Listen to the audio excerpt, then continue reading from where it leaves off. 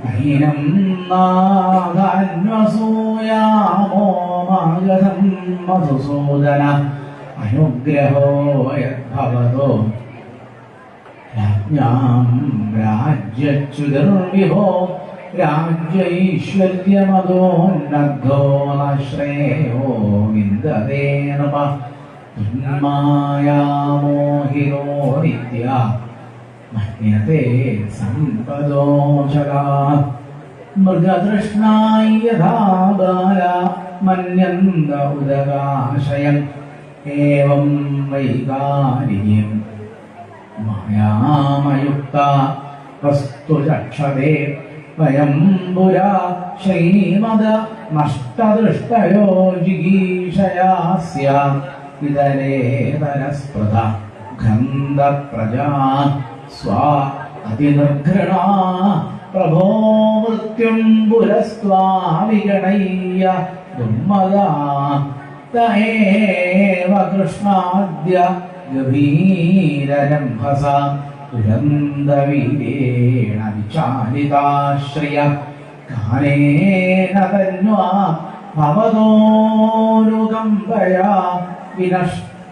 വിനഷ്ടതർപ്പാശ്ചരണോ സ്മരാമതേ അധോ നരാജ്യം മൃഗതൃഷ്ണിരൂപിതം തേന ശശ്വത്പതതാ രുജാംഭുവ ഉമാസിതമ്യം സ്പൃഹയാമഹേ വിഭോ ക്രിയാഭരം പ്രേത്യശ കർണലോചനം തന്ന സമാദിശോപായം ഏന തേ ചരണാബ്ജയോ സ്മൃതിനീയഥാ ന വിരമേദപി സംസരതാമിഹ കൃഷ്ണായ വാസുദേവായ ഹരയേ പരമാത്മനെ പ്രണതക്ലേശനാശായ ഗോവിന്ദായ നമോ നമഃ. ശ്രീശുക ഉവാച സംസ്തൂയമാനോ ഭഗവാൻ രാജഭി മുക്തബന്ധനൈഃ താനാഹ കരുണസ്താദാശരണ്യ ലക്ഷ്ണയാ ഗിരാ ശ്രീഭഗവാനുവാച അദ്യ പ്രഭൃതിയോ ഭൂവാമയ്യാത്മന്യഖിലേശ്വരേ സുദൃഢാ ജായതേ ഭക്തിപാഠമാശംസിതം തഥാ ഇഷ്യാ വിവസിതം ഭൂവ ഭവന്തരതഭാഷിണ ശ്രിയൈശ്വര്യമതോന്നാഹം പശ്യോന്മാദകം ദൃഢാം ഹൈഹയോ നഹുഷോ ഏനോ രാവണോ നരകോപരേ ശ്രീമദാൽഭ്രംശികാസ്ഥാനാദ്ദേവദൈത്യനരേശ്വരാ ഭവന്ത ഏതദ്വിജ്ഞായ ദേഹാദ്വിൽപാദ്യമന്തവൽ മായ്യചന്തോധ്വരേ യുക്താ പ്രജാ ധർമ്മേണ രക്ഷത സന്തന്വന്ത പ്രജാതന്തോൻ സുഖം ദുഃഖം ഭവാഭവോ അത്തം പ്രാപ്തം ച സേവന്തോ മച്ചിത്താ വിചരിഷ്യത ഉദാസീനാശ്ച ദേഹാദൗ ആത്മാരാമാധവപ്രദാ മയ്യാവേശ്യ മനഃ സമ്യക് മാമം തേ ബ്രഹ്മ യാസ്യത.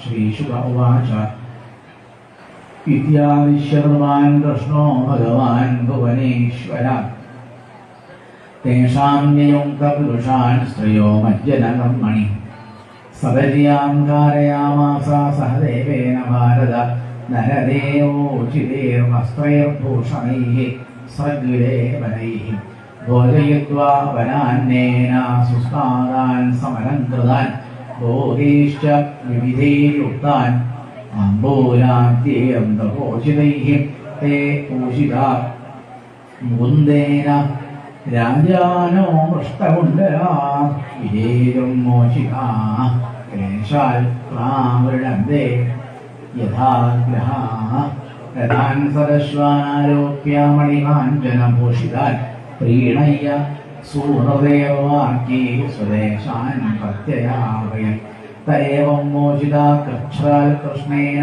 സുമഹാത്മന യുസ്തമേവ ധ്യായന്ത കഥാനിശ ജഗൽപരേ.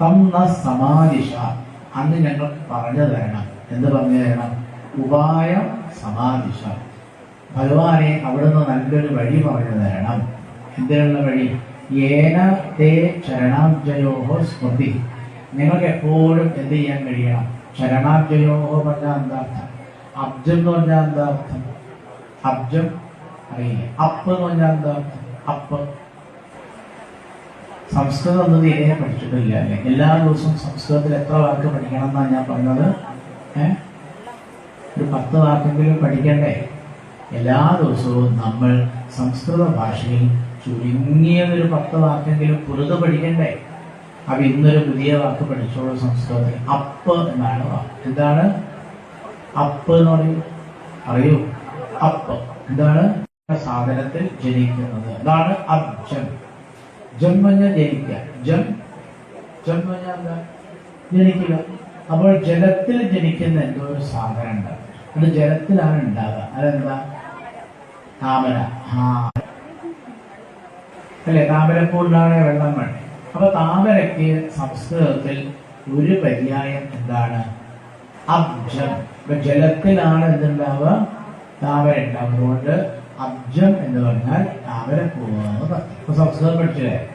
ഇനി വന്നോല്ലല്ലോ, മറക്കാൻ പാടില്ല. അബ്ജം എന്താണ്? താമരപ്പൂവ്. ഇവിടെ പറയുന്നു തന്ന സമാധിശോപായം ഏനതേ ചരണാബ്ജയോഹോ.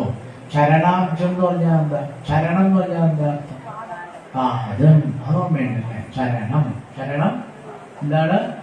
അതിപ്പോ കുറെ വാക്ക് പഠിച്ചത്. ഇങ്ങനെ ഒരു 10 വാക്ക് പഠിച്ചാൽ മതി. എന്താ ഇപ്പൊ ഇതിന്റെ പ്രയാസങ്ങൾ?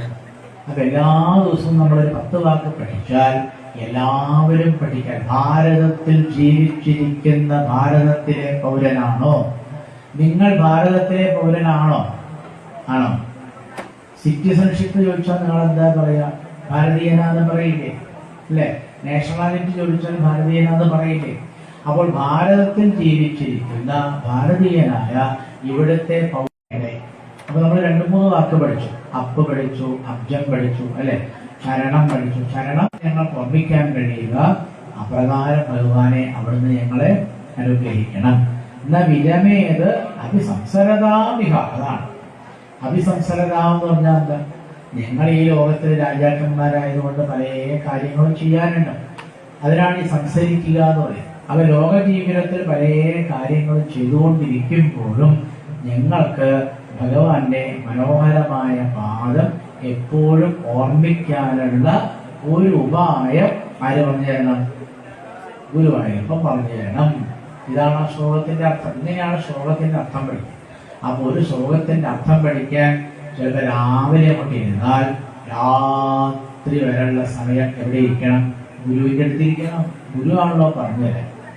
ഗുരു ഉണ്ടാവും, ഒരു 3-4 ശിഷ്യന്മാരും ഉണ്ടാവും. അപ്പൊ രാവിലെ കണ്ട് തുടങ്ങും. അതിരാവിലെ തുടങ്ങും ഒരു ശ്ലോകം പഠിക്കാൻ. അങ്ങനെ പഠിച്ചു ഉച്ചയാകുമ്പോഴേക്കും ഏകദേശം കുറച്ചൊക്കെ പഠിക്കും. ഉച്ച കഴിഞ്ഞാൽ പിന്നെയും പഠിക്കും.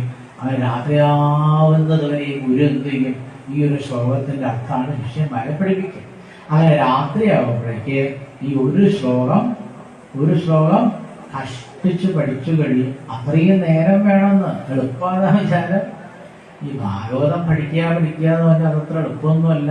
അപ്പൊ ഗുരുമുഖത്തുനിന്ന് വേണം എന്ത് പഠിക്കാൻ? അതുപോലെ എങ്ങനെ പഠിക്കണം? ഗുരുമുഖത്തുനിന്ന് പഠിക്കണം. അപ്പൊ ഗുരുവിന്റെ അടുത്തിരുന്നാൽ ഗുരു ഒരു ദിവസം ഒരു ശ്ലോകത്തെ പഠിപ്പിക്കുള്ളൂ. അത്രയ്ക്കേ നേരം ഉണ്ടാവുള്ളൂ. അപ്പൊ രാവിലെ കടന്നു കഴിഞ്ഞാൽ വൈകുന്നേരാവണത് വരെ ആ ഒരു ശ്ലോകത്തിന്റെ അർത്ഥം ആ ഗുരു ഇങ്ങനെ പറഞ്ഞു തരുന്ന സമയത്ത് ശിഷ്യന്മാർക്ക് എന്തൊരു കൗതുകം, എന്തൊരു സന്തോഷം. അപ്പൊ അവരുടെ മുഖമൊക്കെ അങ്ങനെ ചിന്താമരപ്പൂ പോലെ അങ്ങനെ വിരിഞ്ഞ് വരുന്നത് ആര് കാണും? ഗുരുനാഥൻ കാണും. ഈ ഗുരുനാഥൻ ഓരോരോ ആ ശ്ലോകത്തിന്റെ അർത്ഥം അങ്ങനെ പറഞ്ഞു കൊടുക്കുമ്പോ ആ ശിഷ്യന്മാരുടെ മുഖം ചെന്താമരപ്പൂ വിരിയണതുപോലെ അങ്ങനെ വിരിഞ്ഞു വരുന്നത് ആര് കാണും? ആ ഗുരുനാഥൻ കാണും. അപ്പൊ ഗുരുനാഥൻ മനസ്സിലായി, ഈ പറയുന്നതൊക്കെ അവർക്ക് മനസ്സിലാവുന്നുണ്ട്, അല്ലെ? അപ്പോ ഇവരെന്താ പറഞ്ഞത്? തന്നസമാധിശോഭായം ഏനതേ ചരണാബ്ജയോ സ്മൃതിരീയഥാ ന വിരമേതപി സംസരതാമിഹ. വളരെ ചുരുക്കി പറഞ്ഞാൽ ഈ 20,800 രാജാക്കന്മാര് ഭഗവാനോട് എന്താ ആവശ്യപ്പെട്ടത്?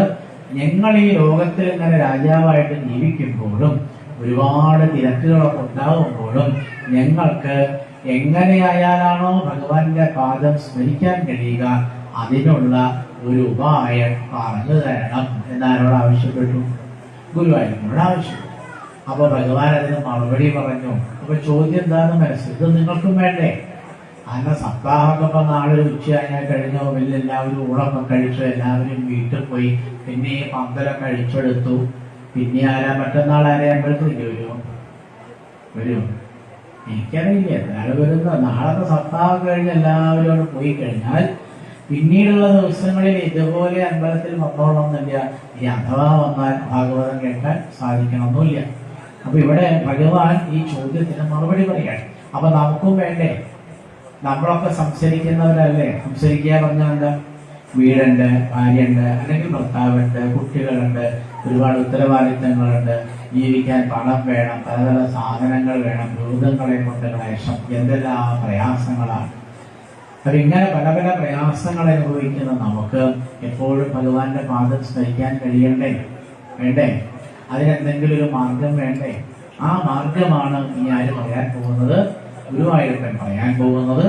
ശ്രദ്ധിച്ച് കേട്ടോളൂ. അവ രാജാക്കന്മാർക്ക് മാത്രമല്ല അതിന്റെ പ്രയോജനാർക്കാം. നമ്മളൊന്നും രാജാക്കന്മാരൊന്നുമല്ല, നമ്മളിവിടെ ജീവിക്കുന്ന സാധാരണ മനുഷ്യരാണ്. അപ്പൊ നമുക്കും അതുകൊണ്ട് പ്രയോജനമുണ്ട്. അപ്പൊ ഭഗവാൻ ഈ രാജാക്കന്മാരോട് പറഞ്ഞത് നമുക്ക് അതുപോലെ സ്വീകരിക്കാൻ പറ്റുമോ നോക്കാം. സ്വീകരിക്കാൻ പറ്റിക്കൊള്ളതില്ല. കാരണം ഭഗവാൻ ആരോടാണ് സംസാരിക്കണത്?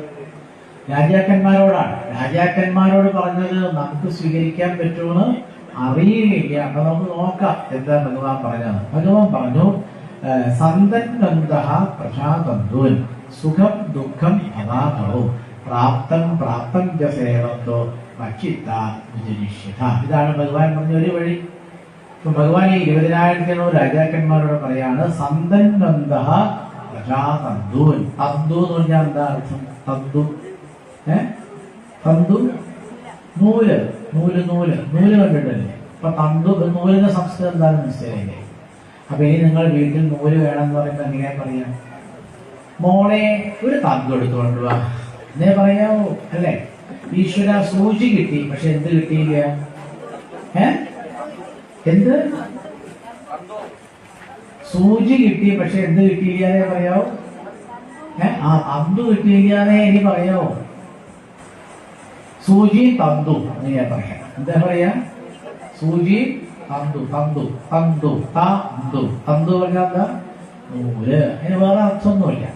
അപ്പൊ തന്തു പറഞ്ഞാൽ നൂല്. സൂചിക്ക് എന്താന്ന് പിന്നെ പറഞ്ഞുതരാം. ഒക്കെ പാടൊക്കെ പഠിക്കുക. ഒരു കുറേശ്ശെ പഠിച്ചാൽ പോലെ. ചിലര് വിചാരിക്കും തിരുമേനിക്ക് അറിയാഞ്ഞിട്ടാവും. ഈ തിരുമേനി നല്ല സൂത്രക്കാരനാ.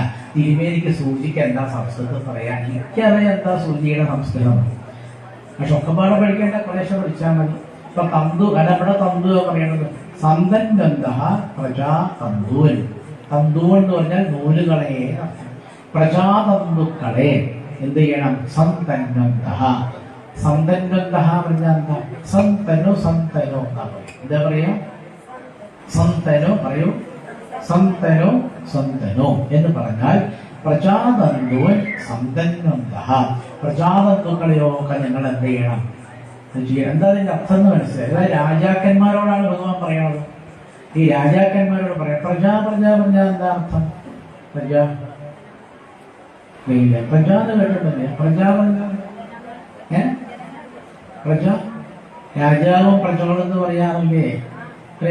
ആ പ്രജാക്ഷേമ തൽപരനാണ് രാജാവ് എന്നൊക്കെ പറയാറില്ലേ? അപ്പൊ ഭരിക്കുന്ന ആളെ രാജാവ് എന്ന് പറയുന്നു. രാജഭരണമുള്ള കാലത്ത് ഭരിക്കുന്ന ആളെ രാജാവ് എന്ന് പറയുന്നു. ആ രാജാവ് ആരെല്ലാമാണോ ഭരിക്കുന്നത് അവരെയൊക്കെ എന്ത് പറയാം? പ്രജകൾ എന്ന് പറയാം. അപ്പൊ രാജാവ് പ്രജകളൊക്കെ നല്ലോണം നോക്കണ്ടേ? ഇപ്പൊ രാജാവ് പ്രജകളെയൊക്കെ നല്ലോണം നോക്കണം. പിന്നെ ഈ രാജാവിന് കുട്ടികൾ ഉണ്ടാവണം വേണ്ടേ? അതിനാ രാജാവിന്റെ കുട്ടികൾ. ഈ രാജാവിന്റെ കാലം കഴിഞ്ഞാൽ ഈ ധർമ്മം അതുപോലെ, രാജധർമ്മം അതുപോലെ നിലനിൽക്കണമെങ്കിൽ കുട്ടികൾ വേണം. കുട്ടികളുണ്ടാവണേ എന്ത് വേണം? വിവാഹം കഴിക്കണം. അപ്പൊ ഭഗവാൻ പറഞ്ഞു, സന്തന്വന്തഃ പ്രജാതന്തുൻ. നിങ്ങൾ വിവാഹമൊക്കെ കഴിച്ച് നിങ്ങളുടെ കുടുംബമൊക്കെ ആയിട്ട് നല്ലതുപോലെ ധർമ്മമൊക്കെ അനുഷ്ഠിച്ചുകൊണ്ട് ജീവിക്കുക. മാത്രമല്ല പ്രജകളെയൊക്കെ നല്ലപോലെ നോക്കും വേണം. പ്രജകളും എന്ത് ചെയ്യണം? ഈ രാജാവിന്റെ പ്രജകളും എന്ത് ചെയ്യണം? നല്ലതുപോലെ വിവാഹ ജീവിതത്തിലൊക്കെ ഏർപ്പെട്ട് അതിലും കുട്ടികൾ ഉണ്ടാവണ്ടേ? പ്രജകളൊന്നും ഇല്ലെങ്കിൽ ഒരു നാട്ടില് പ്രജകളൊന്നുമില്ല, ആകെ ഒരാൾ മാത്രമേ ഉള്ളൂ. പിന്നെ രാജാവാവേണ്ട വല്ല കാര്യമുണ്ടോ? ഒരു നാട് വിചാരിച്ചോ, ഒരു നാട്, ആ നാട്ടിൽ ആകെ ഒരാളേ ഉള്ളൂ. ആരില്ല? പ്രജകളൊന്നുമില്ല. പിന്നെ അയാളാണ് രാജാവാവില്ലേ? പക്ഷെ അയാൾ ആരുടെ രാജാവ്? ആരൊക്കെ ഭരിക്കാനായുമില്ല. ഞാൻ പറഞ്ഞതിന്റെ സംഗതി മനസ്സിലായി. അപ്പൊ ധാരാളം ജനങ്ങളുണ്ടെങ്കിൽ മാത്രമേ, ധാരാളം പ്രജകൾ ഉണ്ടെങ്കിൽ മാത്രമേ രാജാവിന് ഈ എന്താ പറയാ അല്ലേ?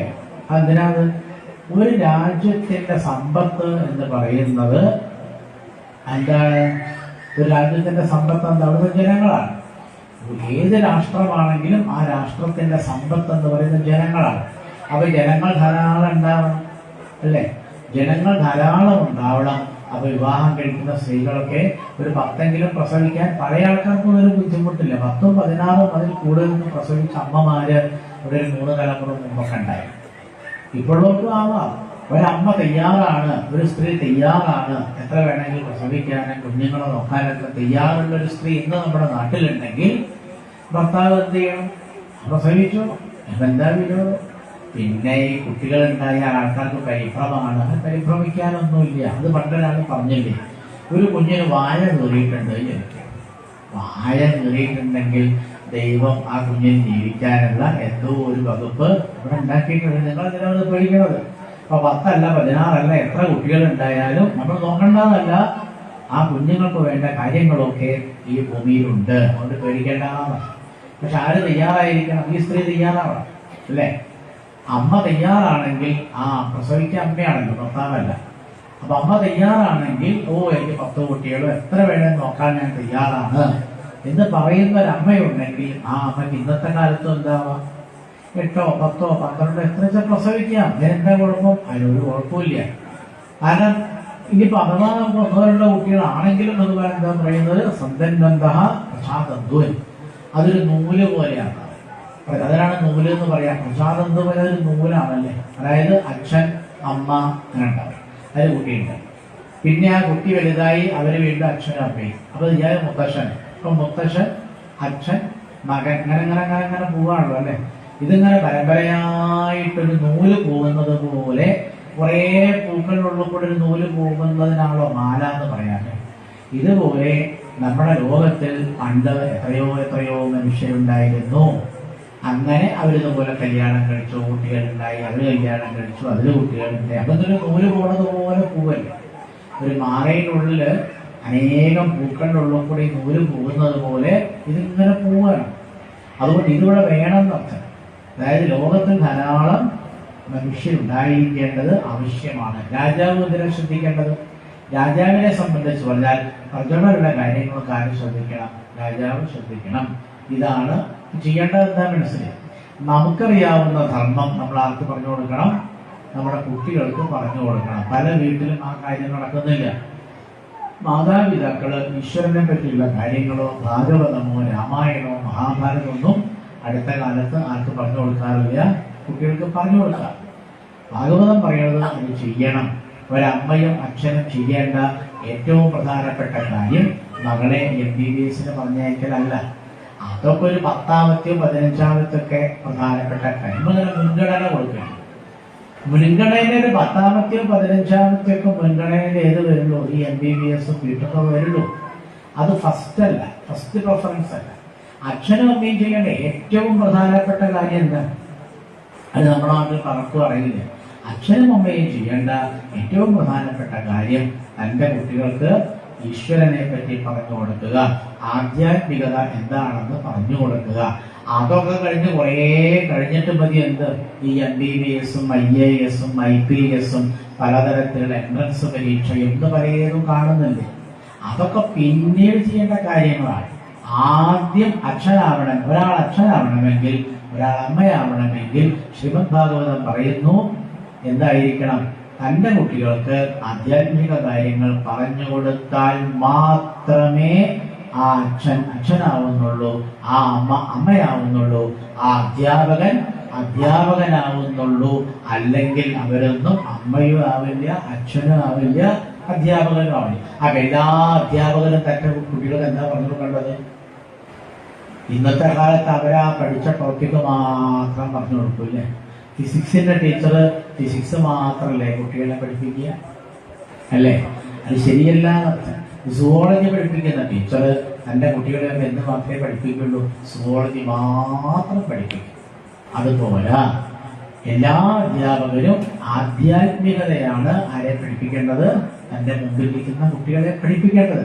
ആധ്യാത്മികത പഠിപ്പിച്ചു കഴിഞ്ഞിട്ടാണ് സുവോളജിയോ ഇൻഫർമേഷൻ ടെക്നോളജിയോ മാത്തമാറ്റിക്സോ എന്ത് പഠിപ്പിക്കാം. അപ്പൊ ഇന്ന് നമ്മുടെ നാട്ടിലുള്ള പ്രശ്നം എന്താ?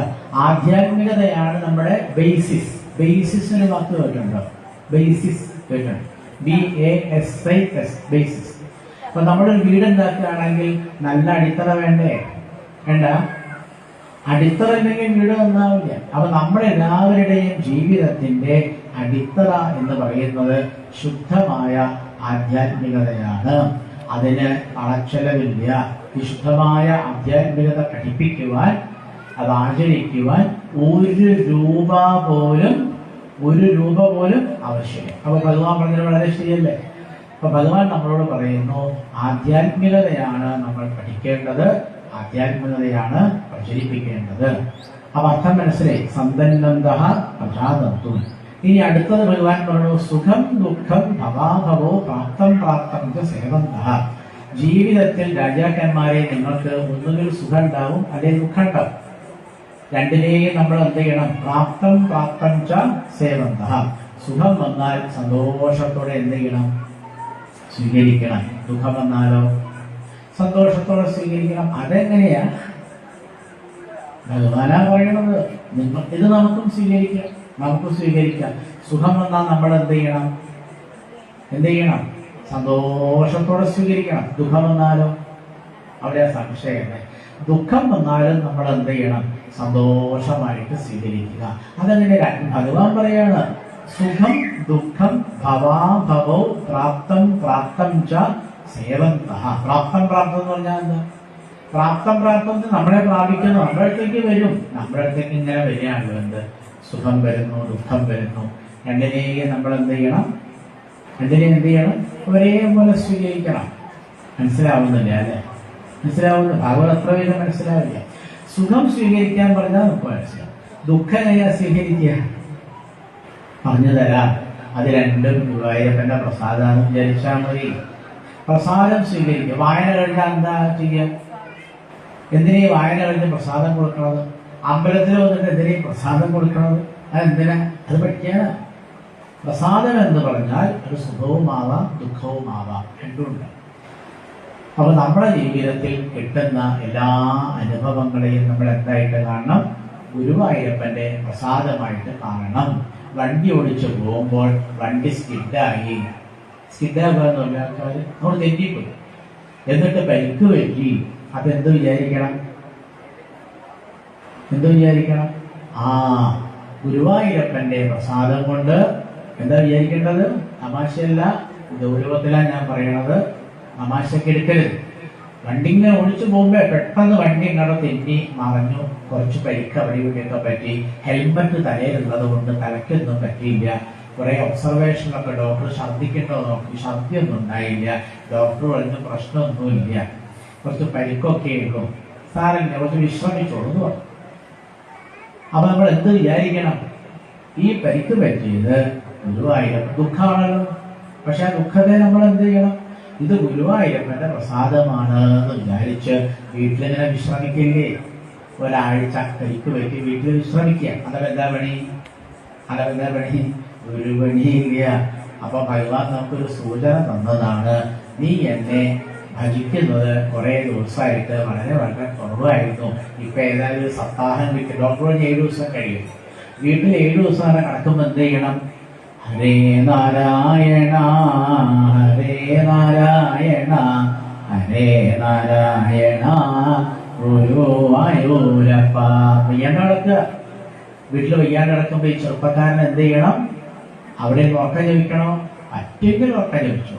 നാളെ ഉണ്ടാവും, അയ്യേ ഞാനിങ്ങനെ MBBS പഠിക്കുന്ന ആളായിരുന്നു. എന്ത് ഈ വണ്ടീന്റെ മുകളിൽ നിന്ന് പറഞ്ഞ് പരിക്ക് പറ്റിയത്. അപ്പൊ ഞാനിവിടുന്ന് അങ്ങനെ ഹരേ നാരായണ ജപിച്ചാല് എന്റെ കൂടെയുള്ള കുട്ടികളൊക്കെ കാണാൻ പറ്റില്ലേ? അവരെന്താ വിചാരിക്കുക? അവരെന്ത് വിചാരിച്ചല്ല, അവരെന്ത് വിചാരിച്ചാൽ നിങ്ങളെന്താ നാണിക്കണത്? കണ്ട തോന്നിവാസമൊന്നും കാണിക്കാൻ യാതൊരു നാണമില്ല അല്ലേ? എന്തോ റോഡിൽ ഇറങ്ങുക, മുദ്രാവാക്യം പഠിക്കുക, KSRTC ബസ്സിന് കല്ലെറിയുക, ആൾക്കാരെ വഴിയിലിട്ട് പച്ചക്ക് വെട്ടിക്കൊല്ലുക, ഇതിനൊന്നും യാതൊരു നാളും ആക്കില്ല, മനുഷ്യന്മാർക്കില്ല. പിന്നെന്തിനാ നാണം? വയ്യാണ്ടിരിക്കുമ്പോൾ നാമം ജപിക്കാൻ നിങ്ങളെന്തിനാ നാണിക്കണത്? അപ്പൊ MBBS പഠിക്കുന്ന ഈ കുട്ടി പരിക്ക് പറ്റി കിടക്കുമ്പോ കൂടെയുള്ള കൂട്ടുകാരൊക്കെ വരില്ലേ? വന്നോട്ടെ.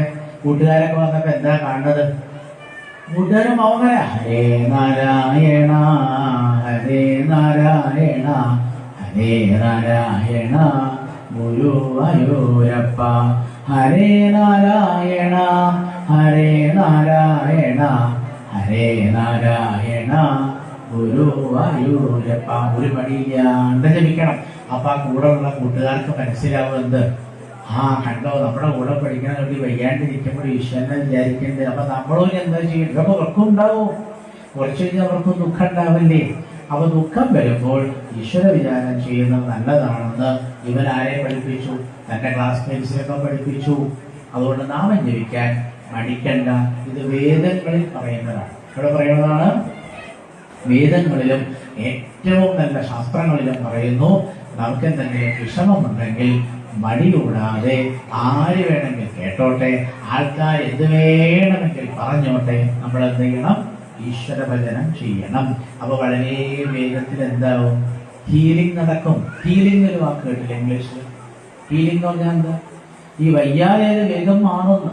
മരുന്നൊക്കെ ഉണ്ടാവും, മരുന്നൊക്കെ ഉപയോഗിച്ചോളൂ, പക്ഷെ ഇതും കൂടി ചെയ്യണം. ഇത് നമുക്ക് ഭഗവാനാണ് പറഞ്ഞു തരുന്നത് അല്ലേ? അപ്പൊ ഞാൻ ഉദാഹരണം പറഞ്ഞ് വേഗം മനസ്സിലാവാറുണ്ട്. ഇതൊന്നും ഭാഗവതത്തിലില്ല. എന്ത് ഇയാളെ സ്കൂട്ടറിൽ നിന്ന് വീണതോ അതൊന്നും ഭാഗവതത്തിലില്ല, എന്നൊക്കെ മനസ്സിലായി.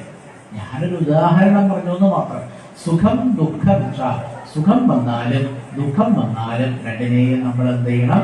ഭഗവാന്റെ പ്രസാദമായിട്ട് കണ്ട് ഭക്തിയോടെ നമ്മൾ ഭഗവാനെ സേവിക്കണം. മനസ്സിലായാലും ഇനി വിശദീകരണം വേണ്ടാന്ന് വരും. പിന്നെ പറഞ്ഞു മക്ഷിത്ത വിചരിഷ്യ. മക്ഷിത്ത പറഞ്ഞാൽ എന്താ?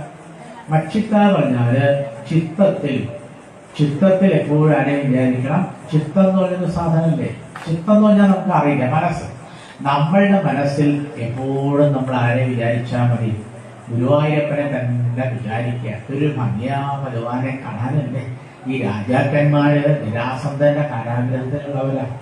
ജരാസന്ധൻ അക്കാലത്തെ പേരുകേട്ട ഒരു രാജാവായിരുന്നു. ഈ ജരാസന്ധൻ എന്ത് ചെയ്തു?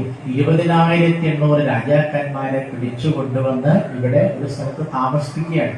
അവർക്ക് ഭക്ഷണമൊന്നും ശരിക്കും കൊടുക്കില്ല, നല്ല വസ്ത്രം കൊടുക്കില്ല, കയ്യിലും കാലൊക്കെ ചങ്ങലം കിട്ടി പീഡിപ്പിക്കുകയാണ്. എന്തിനാണ്? ഇദ്ദേഹത്തിന് ഒരു 200 രാജാക്കന്മാരോട് കിട്ടിയാൽ 21,000 രാജാക്കന്മാരാവല്ലോ. എന്നിട്ട് ഈ രാജാക്കന്മാരെ മുഴുവനും തല വെട്ട. അയ്യോ, അതാണ് ചെയ്യാൻ പോണത്. ഈ രാജാക്കന്മാരെ തല വെട്ടിയിട്ട് ഒരു ഹോമം കഴിക്കാൻ. ഈ ഹോമം ജരാസന്ധൻ ചെയ്തു കഴിഞ്ഞാൽ പിന്നെ ജരാസന്ധനെ തോൽപ്പിക്കാൻ ആർക്കും പറ്റില്ലാന്ന് ഏതോ ഒരു വിദ്വാൻ ഈ ജരാസന്ധനോട് പറഞ്ഞു കൊടുത്തിട്ടുണ്ട്. അതിനാൽ ജരാസന്ധൻ ഈ രാജാക്കന്മാരെയൊക്കെ കൂട്ടിക്കൊണ്ടുപോകട്ടെ. ഇനിയിപ്പോ കുറച്ച് രാജാക്കന്മാർക്ക് കിട്ടിക്കഴിഞ്ഞാൽ എന്താവും? അലവെട്ടിക്കളയും. അപ്പൊ രാജാക്കന്മാർക്ക് പേടിയായി. അപ്പൊ അവരെല്ലാവരും കാരാഗ്രഹത്തിൽ എന്താ ചെയ്തത്? എന്ത് വിഷമുണ്ടെങ്കിലും ആരെ വിചാരിച്ചാൽ മതി? കൃഷ്ണ ഹരേ ജയ, കൃഷ്ണ ഹരേ ജയ, കൃഷ്ണ ഹരേ ജയ, കൃഷ്ണ ഹരേ, കൃഷ്ണ ഹരേ ജയ, കൃഷ്ണ ഹരേ ജയ, കൃഷ്ണ ഹരേ ജയ, കൃഷ്ണ ഹരേ. ഈ രാജാക്കന്മാർ നമ്മെ പഠിപ്പിക്കുകയാണ്, ജീവിതമാണെങ്കിൽ എന്തുണ്ടാവും? സുഖമുണ്ടാവും, ദുഃഖമുണ്ടാവും. ദുഃഖം എന്തിനുള്ളതാണ്? ദുഃഖാനുഭവങ്ങൾ എന്തിനുള്ളതാണ്? മനസ്സിലായിട്ട് എന്തിനാ? ഗുരുവായൂരപ്പനെ ശ്രദ്ധയോടെ ഭക്തിയോടെ ഭജിക്കാനുള്ള അവസരമാണ് ദുഃഖാനുഭവങ്ങൾ. അവ ദുഃഖം നല്ലതല്ലേ? ദുഃഖം നല്ലതാണ്. ദുഃഖങ്ങൾ വരുമ്പോഴാണ് നമ്മൾ ഹൃദയം ചുട്ട്, എന്താ പറയാ? ഹൃദയം ചുട്ട് എന്ന് പറയും. ഹൃദയം ചുട്ട് നമ്മൾ ഭഗവാനെ വിളിക്കും എപ്പോൾ? ദുഃഖങ്ങൾ വരുമ്പോൾ. അതുകൊണ്ട് ദുഃഖങ്ങളൊക്കെ ശരിക്കും പറഞ്ഞാൽ വളരെ നല്ലതാണ് അർത്ഥം. അത് മനസ്സിലായല്ലോ അല്ലേ? ഇനി ദുഃഖം വന്നാ അങ്ങനെ ദുഃഖിച്ചിരിക്കുകയോ? ഇങ്ങനെ ദുഃഖിച്ചിരിക്കണ്ട. ദുഃഖം വന്നാൽ ഈ ഭാഗവതത്തിൽ ഭഗവാൻ പറഞ്ഞാൽ ഓർമ്മിക്കുക, ഈ ദുഃഖം എന്താണ്? ഭഗവാന്റെ പ്രസാദമാണ്. സുഖമോ ഭഗവാന്റെ പ്രസാദമാണ്. സുഖവും ഭഗവാന്റെ പ്രസാദമാണ്, ദുഃഖവും ഭഗവാന്റെ പ്രസാദമാണ്. അതുകൊണ്ട് എന്റെ ശ്രോതാക്കൾ ആരും തന്നെ ഈ എത്ര വലിയ ദുഃഖം വന്നാലും എന്ത് ചെയ്യാൻ പാടില്ല, ചാവാൻ പോകരുത്. മനസ്സിലായോ? മട്ടന്നൂരിൽ നിന്ന് ഒരാൾ ആത്മഹത്യ ചെയ്തു ഇനി കേൾക്കാൻ പാടില്ല. അങ്ങനെ ഒരു വാർത്ത മട്ടന്നൂരിൽ ഉണ്ടാവാൻ പാടില്ല. എന്തു തന്നെ നിങ്ങളുടെ ജീവിതത്തിൽ ദുഃഖം വന്നാലും ഭാഗവതം പറയുന്നു എന്തിനു പോകരുത്. തോന്നുന്നുണ്ടോ ചാവാൻ? ഈ ചില ആൾക്കാരുള്ളിരുന്നൊരു വിചാരമുണ്ട്, ഒരു ടെൻഡൻസി എന്ന് അന്വേഷിച്ച് പറയും. ആത്മഹത്യ ചെയ്യാനുള്ള ഒരു പ്രവണത എന്ന് മലയാളത്തിൽ പറയും. ആ പ്രവണത ഉള്ളവരെ നമ്മൾ ശ്രദ്ധിക്കണം. അവരൊരിക്കലും എന്ത് ചെയ്യാൻ പാടില്ല, ഒറ്റയ്ക്കിടാൻ പാടില്ല. അപ്പൊ മട്ടന്നൂരിൽ ഭാഗവത സപ്താഹം വിജയിച്ചു എന്ന് പറയണമെങ്കിൽ നമ്മളൊരു 50 കൊല്ലം കാത്തിരിക്കണം. എന്താ കാരണം? ഒരു 50 കൊല്ലം വരെ ഈ മട്ടന്നൂര്, ഇത് മുനിസിപ്പാലിറ്റി അല്ലേ, മട്ടന്നൂര് മുനിസിപ്പാലിറ്റിയില് ആത്മഹത്യയില്ല. എത്ര കൊല്ലത്തേക്ക്? 50 കൊല്ലം. ഇതിപ്പോ 2024. അപ്പൊ 2075 ആകുന്നത് വരെ മട്ടന്നൂർ മുനിസിപ്പാലിറ്റിയുടെ കണക്കെടുത്ത് നോക്കിയാൽ ഇവിടെ ഒന്നും ഒരൊറ്റ കുട്ടി എന്ത് ചെയ്തിട്ടില്ല, ആത്മഹത്യ ചെയ്തിട്ടേ ഇല്ല. അപ്പോഴാണ് ഈ സപ്താഹം വിജയിച്ചു എന്ന് പറയാൻ പറ്റുക. മനസ്സിലായോ? അപ്പൊ സപ്താഹം എന്ന് പറഞ്ഞത് വെറുതെ ഏതൊരു പഴയ പുരാണം വായിക്കില്ല. ഭഗവാൻ പറയുന്നു നിങ്ങളുടെ ദുഃഖം എന്തോ ആവട്ടെ. ഈ വയനാട്ടിലൊക്കെ കണ്ടില്ലേ കൃഷിക്കാര് പോയിട്ട് ആത്മഹത്യ ചെയ്യുന്നത്? ഞാൻ ആ വാർത്ത വായിക്കുമ്പോ ഞാനായിരിക്കും എന്റെ ഗുരുവായൂരപ്പ, ആ കൃഷിക്കാരൻ ഈ ഭാഗവതം കേട്ടിരുന്നെങ്കിൽ അവരൊരിക്കലും എന്ത് ചെയ്യില്ല, ആത്മഹത്യ ചെയ്യില്ല. ഉറപ്പാണ്.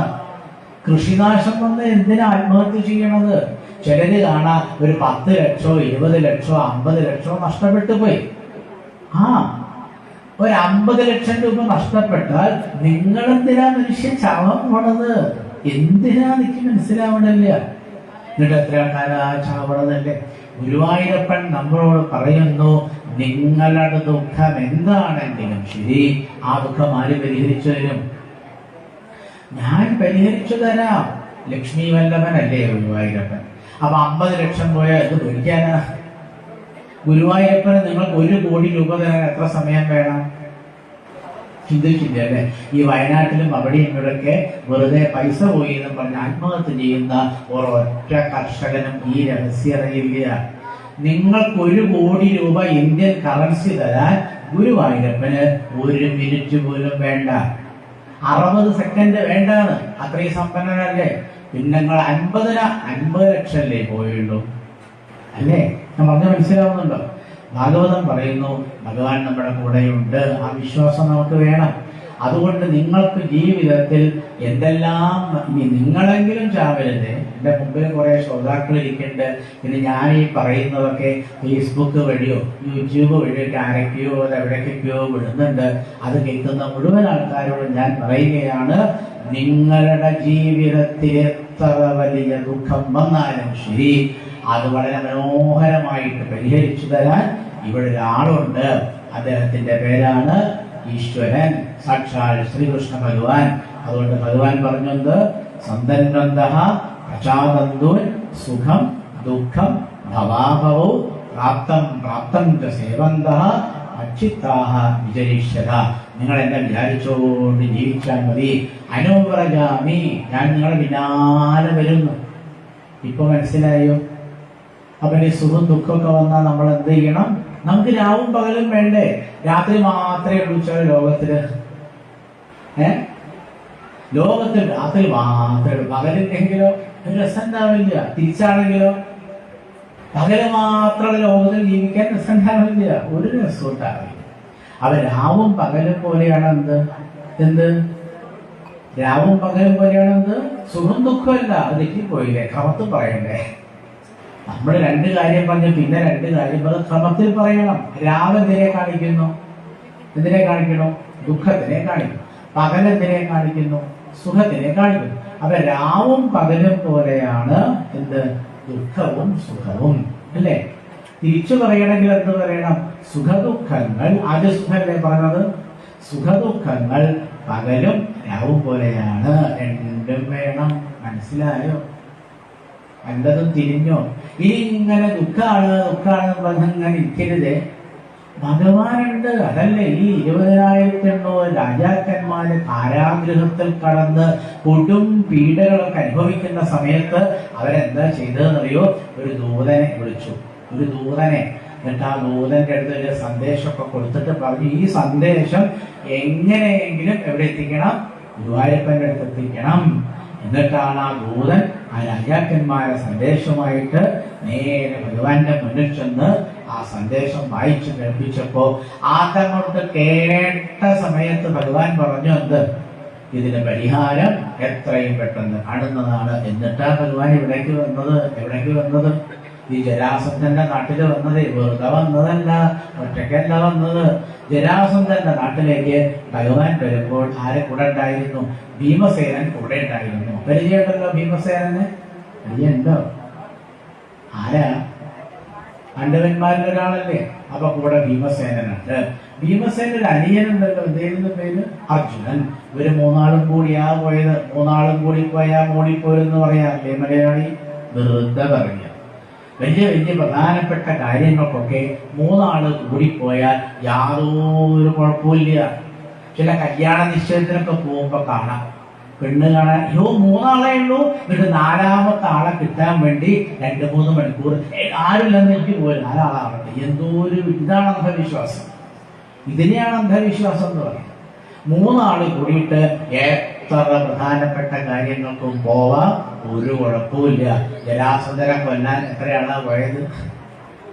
3 ആളേ ഉള്ളൂ. ആരാ 3? ജരാസന്ധനെ കൊല്ലാൻ പോവാ 3 ആളേ ഉള്ളൂ. ഒന്ന് ശ്രീകൃഷ്ണൻ, പിന്നൊന്ന് ഭീമസേനൻ, പിന്നെ ആരാ? അർജുനൻ. എന്നിട്ടോ ജരാസന്ധനെ കൊന്നിട്ട് ഒരുപാട് കാര്യങ്ങൾ ചെയ്താൽ തിരിച്ചു വരുന്നത്. അതുകൊണ്ട് ഇനിയെങ്കിലും മലയാളികൾ തിരിച്ചറിയുക, എത്ര മഹത്തായ കാര്യത്തിനും 3 ആളുകൾക്ക് പോവാം, യാതൊരു കുഴപ്പമില്ല. 3 ആളും കൂടി പോയാൽ മൂടിപ്പോരെന്ന് പ്രാസം ഒപ്പിച്ച് ഏതോ ഒരുത്തം വെറുതെ തട്ടിവിട്ടതാ. പ്രാസം എന്ന് പറഞ്ഞൊരു സാധനമില്ല. 3 ആള് മൂളി. 3 ആളില് മൂണ്ട് ഉള്ളതുണ്ട്, മൂളിയില് മൂണ്ട് ഉള്ളതുണ്ട്. ഇത് പ്രാസം. ആരോ പ്രാസൊപ്പിച്ച് പറഞ്ഞത്. അങ്ങനെ പലതും മലയാളികൾ പ്രാസൊപ്പിച്ചും പറയും. അരണ കടിച്ചാൽ ഉടനെ മരണം. പറയാറില്ലേ മലയാളി? എന്നിട്ട് അരണ കടിച്ചോട് എത്ര ആളാ മരിച്ചത് അറിയോ? അരണ കടിച്ചിട്ട് നമ്മുടെ എത്ര ആള് മരിച്ചു? ഞാൻ കേട്ടിട്ടില്ല, അരണയെ കണ്ടിട്ടില്ലേ. മലയാളി എന്താ പറയാ? അരണ കടിച്ചാൽ ഉടനെ മരണം. കുട്ടികൾക്ക് അരണയെ കണ്ടാൽ പേടിച്ച ഒരു പാവം ജീവിയാണ് ആര്? ഒരു പാവം ജീവിയാണ് അരണ. അത് വെറുതെ പ്രാസൊപ്പിച്ചാരോ അരണ മരണം ഒരു പ്രാസല്ലേ ഇത് പറയുമ്പോ? ഇങ്ങനെ മലയാളികളല്ല എല്ലാ നാട്ടുകാരും പ്രാസം ഒപ്പിച്ച് വെറുതെ ഓരോന്ന് തട്ടിവിടും. അതൊന്നും എന്തല്ല, ശാസ്ത്രമല്ല. അതൊക്കെയാണ് അന്ധവിശ്വാസം. അതാണ് അന്ധവിശ്വാസം. അരണെ കണ്ടാൽ പേടിക്കില്ലല്ലോ. നമ്മളെ കണ്ടാലും ഓടിപ്പോകും. എന്ത് പേടിക്കാൻ? അതിനെ ചവിട്ടണ്ടെന്ന് പറഞ്ഞു. ചവിട്ടിയപ്പോ ആരാണെങ്കിലും എന്താവും? ഒരു വിഷമുണ്ടോ? ഞാൻ പറഞ്ഞ കാര്യം മനസ്സിലായി. ഏതായാലും ഭഗവാൻ എന്ത് ചെയ്തു? ഭഗവാൻ ഇവരോട് പറഞ്ഞു, ഉദാസീനശ്ചദേഹാദോ ആത്മാരാമാധതം വ്രതാഃ മയ്യാവേശ്യ മനസ്സമ്യക് മാമന്ദേ ബ്രഹ്മയാസ്യത. നിങ്ങളിനി ജീവിക്കുമ്പോൾ അല്ലെങ്കിൽ രാജാക്കന്മാരെ എന്നെ തന്നെ വിചാരിച്ചുകൊണ്ട് ജീവിച്ചാൽ നിങ്ങൾക്ക് ബ്രഹ്മപദത്തെ പ്രാപിക്കാം എന്നാണ് രാജാക്കന്മാരോട് പറഞ്ഞത്. അത് നിങ്ങൾക്കും ശരിയാണ്. നമ്മൾ ഭഗവാനെ തന്നെ വിചാരിച്ചുകൊണ്ട് ജീവിച്ചാൽ ഇവിടെ ഇരിക്കുന്ന നമുക്ക് എല്ലാവർക്കും ഈ ജന്മത്തിൽ തന്നെ ആത്മസാക്ഷാത്കാരം നേടാം. മനസ്സിലായോ? തിരിഞ്ഞോ വേണ്ടത്? ഈ ജന്മത്തിൽ തന്നെ നമുക്ക് ഇവിടെ ഇരിക്കുന്നവർക്ക് എല്ലാവർക്കും എന്ത് നേടാം? ആത്മസാക്ഷാത്കാരം നേടാം. അത്ര പ്രയാസമുള്ള കാര്യമൊന്നുമല്ല. ആൾക്കാര് വെറുതെ പ്രേതത്വ പാലികേറാൻ മതിയാണ്. ഏത് ആൾക്കാര് പലതും പറയല്ലോ. ഞാൻ പറഞ്ഞില്ലേ, എണ്ണ കഴിച്ചാൽ ഉടനെ വരണം, 3 ആളും കൂടി പോരും. ഇതൊക്കെ വെറുതെ തട്ടിവിടുക. ഈ ആത്മസാക്ഷാത്കാരം അല്ലെങ്കിൽ ഈശ്വരനെ അനുഭവിക്കുക, ഇതൊക്കെ ആർക്കും അനുഭവിക്കാൻ പറ്റുന്ന വളരെ ലളിതമായ കാര്യങ്ങളാണ്. അതിൽ ബാലി കയറാൻ വേണ്ടിയൊന്നുമല്ല. പക്ഷെ ഭഗവാൻ പറഞ്ഞു കേട്ടാൽ മതി. ഇപ്പൊ എന്താ തീരുമാനിച്ചോ? നിങ്ങളിപ്പോ എന്ത് തീരുമാനിച്ചോ? ഇനി ഇവിടുന്ന് അങ്ങോട്ട് ഈ സപ്താഹം കഴിഞ്ഞ് നമ്മുടെ ജീവിതത്തിൽ എന്ത് തന്നെ വന്നാലും അതൊക്കെ ഭഗവാന്റെ പ്രസാദമാണെന്ന് വിചാരിച്ച് നമ്മളിനി സന്തോഷമായി ജീവിക്കുക. സന്തോഷം എന്ത് ചെയ്യാൻ പാടില്ല, പറയാൻ പാടില്ല. എപ്പോഴും സന്തോഷം. 24 മണിക്കൂറും നമുക്ക് എന്താണോ ഉള്ളത് ആ ഉള്ളത് കൊണ്ട് സന്തോഷിക്കാൻ കഴിയണം. മനസ്സിലായില്ലേ? അപ്പൊ ഇതൊക്കെ രാജാക്കന്മാരോടൊക്കെ പറയാൻ കാരണം ഇവര് 3 പേരും കൂടി ഈ ജരാസന്ധനെ കൊല്ലാൻ വന്നിട്ടാണ്. ആരാ വന്നത്? ഭീമസേനും അർജുനനും ശ്രീകൃഷ്ണനും കൂടി ജരാസന്ധന്റെ കഥ കഴിക്കാൻ വന്നതാണ്. അപ്പൊ അവര് വേഷം മാറിയിട്ടാ വന്നത്. ഈ ചില ആൾക്കാരൊക്കെ ചില ദുഷ്ടന്മാരൊക്കെ എന്ത് ചെയ്യേണ്ടി വരും? നശിപ്പിക്കേണ്ടി. ലോകത്തിന് വലിയ ഭാരമായി തീരുന്ന ദുഷ്ടന്മാരെ ഭഗവാൻ എന്താ ചെയ്യുന്നത്? നിഗ്രഹിക്കുക ചെയ്യുന്നത്. അപ്പൊ ജരാസന്ധനെ നിഗ്രഹിക്കാനാണ് ഭഗവാൻ 3 പേരും കൂടി ബ്രാഹ്മണ വേഷം ധരിച്ച് എവിടെ വന്നു? ജരാസന്ധന്റെ നാട്ടിൽ വന്നു. ജരാസന്ധൻ രാവിലെ ഒരു 11 മണിക്ക് ഊണ് കഴിക്കും. 11 മണിക്ക് ഊണ് കഴിക്കും. അപ്പൊ 11 മണിക്ക് ഒരു 5 മിനിറ്റ് ഉള്ളപ്പോൾ ജരാസന്ധൻ പുറത്ത് വന്ന് നോക്കും. അവിടെ അതിഥികൾക്ക് വിശ്രമിക്കാനൊരു സ്ഥലം. അതിഥികൾ ചില ദിവസം ഉണ്ടാവും, ചില ദിവസം ആരും ഉണ്ടാവും. ആരെങ്കിലും ഉണ്ടെങ്കിൽ അവർക്ക് ചോറ് കൊടുത്തിട്ടേ ആരും ഊണ് കഴിക്കുള്ളൂ, ജരാസന്ധൻ കഴിക്കുള്ളൂ. ഇപ്പൊ നേരെ കൃത്യം 10:55 അപ്പൊ ഈ സമയത്താണ് കൃത്യം ഈ സമയത്ത് ജരാസന്ധൻ എന്ത് ചെയ്തു? അതെങ്ങനെയാ വന്നു ഭവിച്ചതെന്ന് എനിക്കറിയാം. 10:55 പതിവ് പോലെ ജരാസന്ധൻ പുറത്തു വന്ന് നോക്കിയപ്പോ അവിടെ 3 ബ്രാഹ്മണര് ഇരിക്കണം. ഉടനെ ഇദ്ദേഹം പറഞ്ഞു, ബ്രാഹ്മണരെ അകത്തൊരു ഭക്ഷണം കഴിക്കാം, നിങ്ങൾ എന്റെ അതിഥികളാണ്. അപ്പൊ ശ്രീകൃഷ്ണൻ എന്താ പറഞ്ഞതെന്നറിയോ? ഞങ്ങള് ഊണ് കഴിക്കാൻ വന്നവരല്ല. സ്വതവേ ഈ ബ്രാഹ്മണൻ ഇങ്ങനെ പറയില്ലല്ലോ.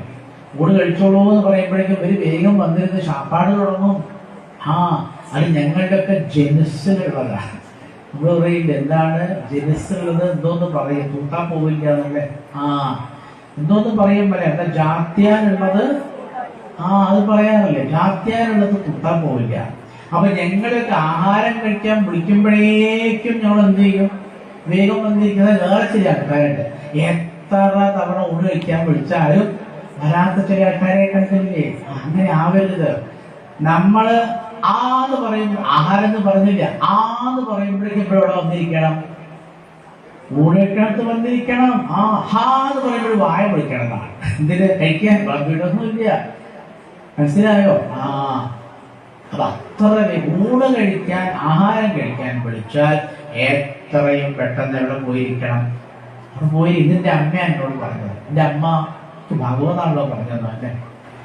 അമ്മ പറഞ്ഞു ആഹാരം എവിടെ ഉണ്ടോ അതായിന്ന് കേട്ടാൽ എത്രയും പെട്ടെന്ന് നീ ആയിരിക്കണം ആദ്യം കഴിക്കുന്ന ആള്. ഞാനിന്നും അങ്ങനെയാ.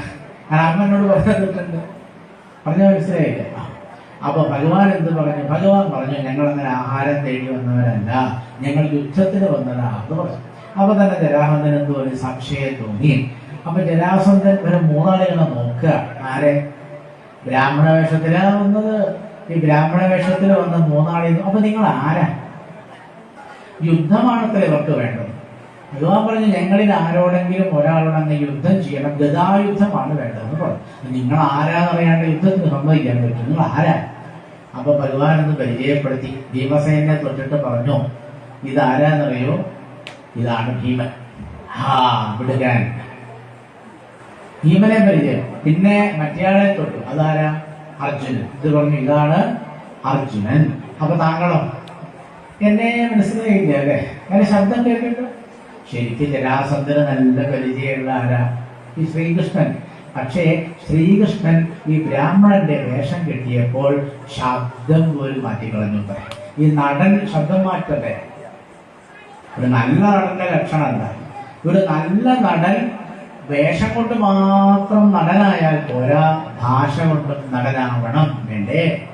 അപ്പൊ ഭഗവാൻ സംസാരിച്ചത് അങ്ങനെ പോലെ സാധാരണ കൃഷ്ണന്റെ സംസാരമല്ല. പിന്നെ ഒരു ബ്രാഹ്മണൻ സംസാരിക്കുമ്പോൾ ഒരു പ്രത്യേക ശൈലിയുണ്ട്. ആ ശൈലിയിലാണ് സംസാരിക്കണത്. അപ്പൊ ജരാസന്ധന് സംസാരം കൊണ്ടും ഇതാണ് മനസ്സിലായില്ല. അപ്പൊ ഭഗവാൻ എന്താ പറഞ്ഞു കൊടുത്തതെന്ന് അറിയോ? ഭഗവാൻ ഈ പ്രത്യക്ഷ പരോക്ഷമാണ് ഇഷ്ടം. ഭഗവാൻ എപ്പോഴും ഒരിക്കലും പരോക്ഷമാണ് ഇഷ്ടം. ഭഗവാൻ ഈ പ്രത്യക്ഷമായിട്ടൊന്നും പറയില്ല. ഭഗവാനൊക്കെ പരോക്ഷ. അപ്പൊ ഭഗവാൻ എന്താ പറഞ്ഞു? ആരാ ചോദിച്ചു? ഭഗവാൻ പറഞ്ഞു അനയോഹോ മാതുലേയം. അങ്ങനെയാ പറയുന്നത്. അനയോഹോ പറഞ്ഞ എന്താ? ഈ രണ്ടാൾക്കാരുടെ അമ്മാവന്റെ മകനാണ് ഞാൻ നേരെ അങ്ങോട്ട് പറഞ്ഞാൽ പോലെ അത് പറയില്ല. അപ്പൊ ഗുരുവായൂരപ്പൻ ഒരു കാര്യം എന്ത് ചെയ്യില്ല, നേരെ അത് ഭഗവാൻ ഇഷ്ടമല്ല. ഭഗവാൻ എന്ത് പറയുമ്പോഴും നേരെ അതല്ലേ ഗീത ആൾക്കാർക്ക് മനസ്സിലാവാത്തതെന്ന്. ഈ ഭഗവത്ഗീത വായിച്ചിട്ട് ആൾക്കാർക്കൊന്നും മനസ്സിലായില്ല. എന്താ കാരണം? ഈ ഭഗവത്ഗീതയിൽ പറഞ്ഞതൊന്നും നമ്മളെ വായിക്കുന്ന അർത്ഥമല്ല. അതാണ് ഈ ഭഗവത്ഗീത ആർക്കും മനസ്സിലാവാതെ പോകുന്നത്. ഭഗവാൻ പറയുന്നതൊക്കെ പരോക്ഷമായിട്ടാണ്. ഭാഗവതത്തിലും അങ്ങനെയാണ്. ഭഗവാൻ തുറന്ന് പറയുന്നുണ്ടെങ്കിൽ പരോക്ഷമാണ് ഇഷ്ടം. അപ്പൊ ഭഗവാൻ ആരാ ചോദിച്ചപ്പോ എന്താ പറഞ്ഞത്? ഇവരുടെ രണ്ടുപേരുടെയും അമ്മാവന്റെ മകനാണ്. ഇനിയിപ്പോ ജരാഹന്തൻ ആലോചിച്ചേ. ജരാഹന്തൻ സംഗതി മനസ്സിലായി, കൃഷ്ണനാഥ് മനസ്സിലായി. നിന്നോട് ഞാൻ യുദ്ധത്തിനില്ല. അതെന്താ? മേടിച്ചിട്ടാ കൃഷ്ണനോട് യുദ്ധത്തിന് പോയാൽ ഉറപ്പാണ് കൃഷ്ണൻ തന്നെ കഥ കഴിക്കും. അതുകൊണ്ട് പറഞ്ഞ് നിന്നോട് ഞാൻ ഇന്ത്യയാണ്. ആരെ വേണേ സ്വീകരിക്കാം. അപ്പൊ ഒരാളെ ഒഴിവാക്കി. അങ്ങനെ ആരാ ഒട്ടായി? കൃഷ്ണൻ അവസരം പോയി. നല്ല വിഷമമുണ്ടായിരുന്നു ഗുരുവായൂരപ്പന്. നമ്മുടെ നാട്ടിൽ കണ്ടില്ലേ ചില ആൾക്കാര് ഔട്ടായില്ലേ, അയ്യോ ഞാൻ ഔട്ടായി എന്ന് പറഞ്ഞിങ്ങനെ ഇരുന്നിങ്ങനെ അറിയേണ്ട കണ്ടില്ലേ ചില പരിപാടിയിലൊക്കെ. ഇപ്പൊ ആരാ ഔട്ടായത്? ഗുരുവായൂരപ്പൻ ഔട്ടായി. ഇനി ഗുരുവായൂരപ്പന് ചാൻസ് ഉണ്ടോ? യുദ്ധം ചെയ്യാനൊക്കെ പ്രതീക്ഷിച്ചു വന്ന ഗുരുവായൂരപ്പൻ ഇപ്പോൾ ജരാസന്ധന്റെ ആദ്യത്തെ വാക്കിൽ തന്നെ എന്തായി? ഔട്ടായി. ഇപ്പോഴാ മുഖത്തേക്ക് നോക്കൂ. പ്രസന്നതാം യോ നഗതഃ. ഗുരുവായൂരപ്പന്റെ തിരുമുഖത്ത് ഔട്ടായിട്ടും ആ പ്രസന്നഭാവം പോയില്ല. അങ്ങനെ വേണം. പരീക്ഷയിൽ തോറ്റാലും നമുക്ക് അവസരം കിട്ടിയില്ലെങ്കിലും നമ്മളുടെ മുഖം മനോഹരമായിരിക്കണം. മനസ്സിലായോ? ഇനിയിപ്പോ രണ്ടാളുണ്ട്. ഒരാളെ ഔട്ടാവാൻ പോവുക. ഇനി രണ്ടാള് ബാക്കിയുണ്ട്. അർജുനനെ നോക്കിയത്രേ. ആര്? ജരാസന്ധൻ നോക്കി. ഗത പിടിക്കാൻ തന്നെ പോരാണ്. ആര്? ഗത പിടിക്കണ്ടേ? ഇയാൾ മനസ്സിൽ വിചാരിക്കുക ഔട്ട്. ആരൗട്ടായി? അർജുനൻ ഔട്ടായി. അർജുനൻ ഔട്ടായപ്പോ അർജുനന്റെ മുഖം പാടിയോ? അർജുനന്റെ മുഖത്ത് നല്ല പ്രസന്നതയാണ്. സംഗതി മനസ്സിലായില്ലേ? ജീവിതത്തിൽ നമ്മൾ ചിലപ്പോഴൊക്കെ പരാജയപ്പെടും. പരാജയപ്പെടുമ്പോഴാണ് നമ്മുടെ മുഖം എന്ത് ചെയ്യേണ്ടത്? പൂ വിരിയണത് പോലെ വിരിഞ്ഞു വരണം. മനസ്സിലായോ? ശീലിച്ചാ മതി, ശീലിച്ചാ മതി. ഉറക്കെ സന്തോഷിക്കാൻ. തോറ്റു അമ്മേ, ഞാൻ തോറ്റു. എന്താ ഞാൻ അടുത്ത തോറ്റു. അപ്പൊ അച്ഛൻ അതേറെ സന്തോഷിക്കണം. എടാ ഞാൻ പണ്ട് 10ാം ക്ലാസ്സിൽ 12 തവണ എഴുതി തോറ്റവനാ. ഈ പാരമ്പര്യം നിലനിർത്തി വാടാ, നമുക്ക് ഒന്നിച്ചു ചായ കഴിക്കാം. അമ്മ പറഞ്ഞു നിങ്ങൾ 12 പ്രാവശ്യമല്ലേ തോറ്റുള്ളൂ, ഞാൻ 13 പ്രാവശ്യം തോറ്റയാളാ. പാരമ്പര്യം നിലനിർത്താൻ വന്നോ? Very good. ഇന്ന് നിനക്ക് ചായ കാപ്പി എന്ന് പറഞ്ഞ് കണക്ക് പരീക്ഷയിൽ തോറ്റ ഉണ്ണിക്ക് എന്ത് കൊടുക്കണം? സന്തോഷം കൊണ്ട് തുള്ളിച്ചാടണം. ഞാനിത് വെറുതെ ഭാവനയിൽ കണ്ട് പറഞ്ഞതല്ല. ഇതാണ് ജീവിതം. പരീക്ഷയിൽ തോൽക്കുക എന്ന് പറയുന്നത് ഒരു കുഴപ്പമുള്ള കാര്യം. എന്ത് പരീക്ഷയായാലും നമ്മുടെ കുട്ടികളൊക്കെ പരീക്ഷ എന്ന് പറഞ്ഞ് പേടിപ്പിക്കണത് എന്തിന്? കുട്ടിയെ നിങ്ങൾ പഠിക്കാൻ വിടുക. കുട്ടി പഠിക്കട്ടെ. കുട്ടിക്ക് ഇഷ്ടമുള്ളതൊക്കെ കുട്ടി പഠിച്ചോളില്ലേ? എല്ലാ കുട്ടികളും അവർക്ക് ഇഷ്ടപ്പെട്ടതൊക്കെ അവർ പഠിച്ചോളും. അവർ ജയിക്കേ തോൽക്കേ എന്തോ ചെയ്തോട്ടെ. ജയിച്ചാലും നിങ്ങൾ എന്ത് ചെയ്യണം? അവരെ സ്വീകരിക്കണം. തോറ്റാലും നിങ്ങൾ എന്ത് ചെയ്യണം? താലപ്പൊരെടുത്ത് സ്വീകരിക്കണം. മനസ്സിലായോ? തോറ്റാല് സ്വീകരിക്കുക, അല്ല ജയിച്ചാല് സ്വീകരിക്കുക. തോറ്റാൽ എന്ത് ചെയ്യണം? താലപ്പൊരെടുത്ത് സ്വീകരിക്കണം കുട്ടിയോടെ. ഈ തോൽക്കുന്നവൻ ചിലപ്പോ നാളെ മന്ത്രിയായാലോ? നിങ്ങൾ മന്ത്രിയുടെ അമ്മയാവില്ലേ? നിങ്ങൾ അത്രയൊന്നും കടന്ന് ചിന്തിക്കാത്തോണ്ട്. അതുകൊണ്ട് ജയവും പരാജയവും ഒക്കെ എന്താണ്? നാത്തിങ്. ഇങ്ങനൊരു വാക്കില്ലേ ഇംഗ്ലീഷിൽ? നാത്തിങ്. അതൊന്നുമില്ല. ഇതാണ് മാതാപിതാക്കളും അധ്യാപകരും കുട്ടികളെ പഠിപ്പിക്കേണ്ടത്. ലാഭവും നഷ്ടവും ഒരുപോലെ കാണാൻ പറ്റണം. നമ്മുടെ നാട്ടിൽ എത്ര ആൾക്കാരാണല്ലോ ബിസിനസ് ചെയ്തിട്ട് നഷ്ടം വന്നിട്ട് മരിച്ച ആൾക്കാരുണ്ട്. ഞാനൊരു കഥ വായിച്ചു. ഒരു ഭർത്താവിന് ബിസിനസ്സിൽ ഒരുപാട് നഷ്ടം വന്ന്, ചെറിയ ബിസിനസ് ഒന്നല്ല കേട്ടോ, ഇച്ചെങ്ങായി പോയിട്ട് ചത്തുകളെ. കുറച്ചു ദിവസം കഴിഞ്ഞപ്പോ ഭാര്യ എന്ത് ചെയ്തു? ആ ബിസിനസ് ഏറ്റെടുത്തു. ഭാര്യ ബിസിനസ് ഏറ്റെടുത്ത് 2 കൊല്ലം കൊണ്ട് ഈ ഭാര്യ എന്ത് ചെയ്തു? ബിസിനസ്സിൽ കേമത്തി. അയാളെന്താ ശാപം പോയത്? ആരെയും പറ്റിയുമേ മനസ്സിലാവുണ്ടോ പറയണത്? എന്താ പറയണത്? ഭാഗവതം നമ്മളോട് പറയണോ, ഉദാസീനശ്ചദേഹാദോ ആത്മാരാമാധൃതവ്രത മയ്യാവേശ്യ മനസ്സമ്യക് മാമന്തേ ബ്രഹ്മയാസ്യത. മനസ്സ് ഭഗവാനിൽ വെച്ചാൽ അതുകൊണ്ട് നല്ലതേ ഉണ്ടാവുള്ളൂ. ഇപ്പൊ ജരാസന്ധൻ 2 ആളെ ഔട്ടാക്കി, അർജുനെ ഔട്ടാക്കി, കൃഷ്ണനെ ഔട്ടാക്കി. 2 ആളും വളരെ സന്തോഷത്തിലാണ്. എന്താ കാരണം? തല്ലുകൊള്ളണ്ടല്ലോ. ഗത കൊണ്ടുള്ള യുദ്ധം നടക്കാൻ പോണത് അല്ല. അങ്ങനെ ആലോചിച്ച് നോക്കൂ. അവന് കൃഷ്ണന് തല്ലുകൊള്ളണ്ട, കൃഷ്ണനും തല്ലുകൊള്ളണ്ട, അർജുനനും നല്ല കാര്യം ഉണ്ടാ മതി. ഇന്നയാളാ തല്ലുള്ള പോണത്. അപ്പൊ പറഞ്ഞു ഭീമഹാതില്യബലോമ, ഭീമനും ഞാനും തമ്മിലാവാം ഗതായുദ്ധം. അങ്ങനെ ഭീമനും ജരാസന്ധനും തമ്മിൽ ഒരിഞ്ഞ ഗതായുദ്ധം നടക്കുകയാണ്. ദിവസം കുറെ കഴിഞ്ഞു. ദിവസം കുറെ കഴിഞ്ഞിട്ട് 2 ആളും ജയിക്കണമില്ല, തോൽക്കണമില്ല. ഈ ഭീമനൊരു അഹങ്കാരം ഉണ്ടായിരുന്നു. എന്താണെന്നറിയോ? ഗതായുദ്ധത്തിൽ എന്നെ തോൽപ്പിക്കാൻ ഇവിടെ ആരുമില്ല. ഇപ്പൊ ഗുരുവായൂരപ്പൻ അടിച്ചടിച്ച് ആ ഭീമന്റെ അഹങ്കാരം തീർത്തു. രാത്രി കുറെ ദിവസം കഴിഞ്ഞു. ഒരു ദിവസം ഭീമനുണ്ട് രാത്രി ഇങ്ങനെ കരയുക. 2 മണിക്ക് അയ്യോ അയ്യയ്യോ ഗത കണ്ടിട്ടില്ലല്ലോ. ആ ഗത കൊണ്ട് അടിങ്ങനെ കൊണ്ടിട്ട് ജരാസന്ധ ചില്ലറക്കാരനല്ല. അപ്പൊ രാത്രി ഭീമൻ ഇന്നിങ്ങനെ കരയുക. അയ്യോ അയ്യോ അയ്യോ എന്ന് പറയുമ്പോ ഭഗവാൻ ചോദിച്ചു, എന്തിനാ ഭീമൻ ജ്യേഷ്ഠ അങ്ങനെ കരയുന്നത്? എന്താ ഭീമൻ ജ്യേഷ്ഠ എന്ന് വിളിക്കണത്? കൃഷ്ണൻ ഇതിന് കൃഷ്ണനേക്കാൾ കുറച്ച് പ്രായം കൂടും. ആർക്ക്? ഭീമസേന് പ്രായം കൂടുതൽ ജ്യേഷ്ഠാന്ന് വിളിക്കണ്ടേ? ഭീമൻ ജ്യേഷ്ഠൻ എന്തിനാ ഈ രാത്രി 2 മണിക്ക് കിടന്നുറങ്ങണത്? അപ്പൊ ഭീമൻ പറഞ്ഞു, കൃഷ്ണ നീയാണ് ഇതിനൊക്കെ കാരണം എനിക്ക് മനസ്സിലായി. ഇതിന്റെ ഒക്കെ പിന്നിൽ നീയ രാജസൂയോ എന്തൊക്കെയോ എന്റെ ജ്യേഷ്ഠൻ ചെയ്യാൻ വേണ്ടിട്ട് ഞാനൊക്കെ തല്ലാൻ കൊണ്ടുന്നത്. ഞാൻ നാളെ രാവിലെ ഇവിടുന്ന് എന്ത് ചെയ്യും? ഇവിടുന്ന് ഞാൻ ഓടിപ്പോവും. യുദ്ധം ചെയ്യുമ്പോൾ ഓടിപ്പോവാൻ പാടുമോ? പാടില്ല. നമ്മളൊരു കാര്യം ഏറ്റെടുത്താൽ അതിൻ്റെ ഇടയില് ഓടിപ്പോവാൻ പാടില്ല. കാര്യം ഏറ്റെടുത്ത് രാവിലെ ഞാൻ ഓടിപ്പോകുന്നു. അപ്പൊ ഭഗവാൻ എന്ത് ചെയ്തു? അവിടെ ചോദിച്ചു ഭഗവാൻ ഒന്ന് നല്ലതുപോലെ അർത്ഥമാപ്യായൻ സ്വേന തേജസാ ചിന്തയദ്ധരി. ഭഗവാൻ നന്നായിട്ട് എന്ത് ചെയ്തു? ആ ഭീമസേനനെ കൈകൊണ്ടൊന്നിങ്ങനെ തലോടി. എന്നിട്ട് പറഞ്ഞു, ഉറങ്ങിക്കോളൂ. സുഖമായിട്ട് ഉറങ്ങിയത്രേ. ആരാ വൈദ്യര്? എല്ലൊക്കെ പൊട്ടിക്കിടക്കുക. ആര്?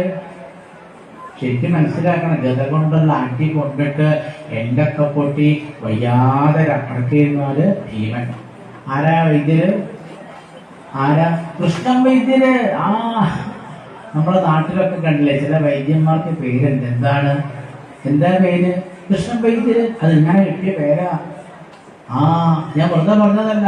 സഹസ്രനാമത്തിൽ നോക്കിയാൽ കാണാം, വേദ്യോ വൈദ്യ സദാ യോഗി. ഞാൻ വായിച്ചില്ലേ? അവസാനത്തുള്ള വേദ്യോ വൈദ്യ. വേദ്യോ വൈദ്യ പറഞ്ഞാൽ എന്താ?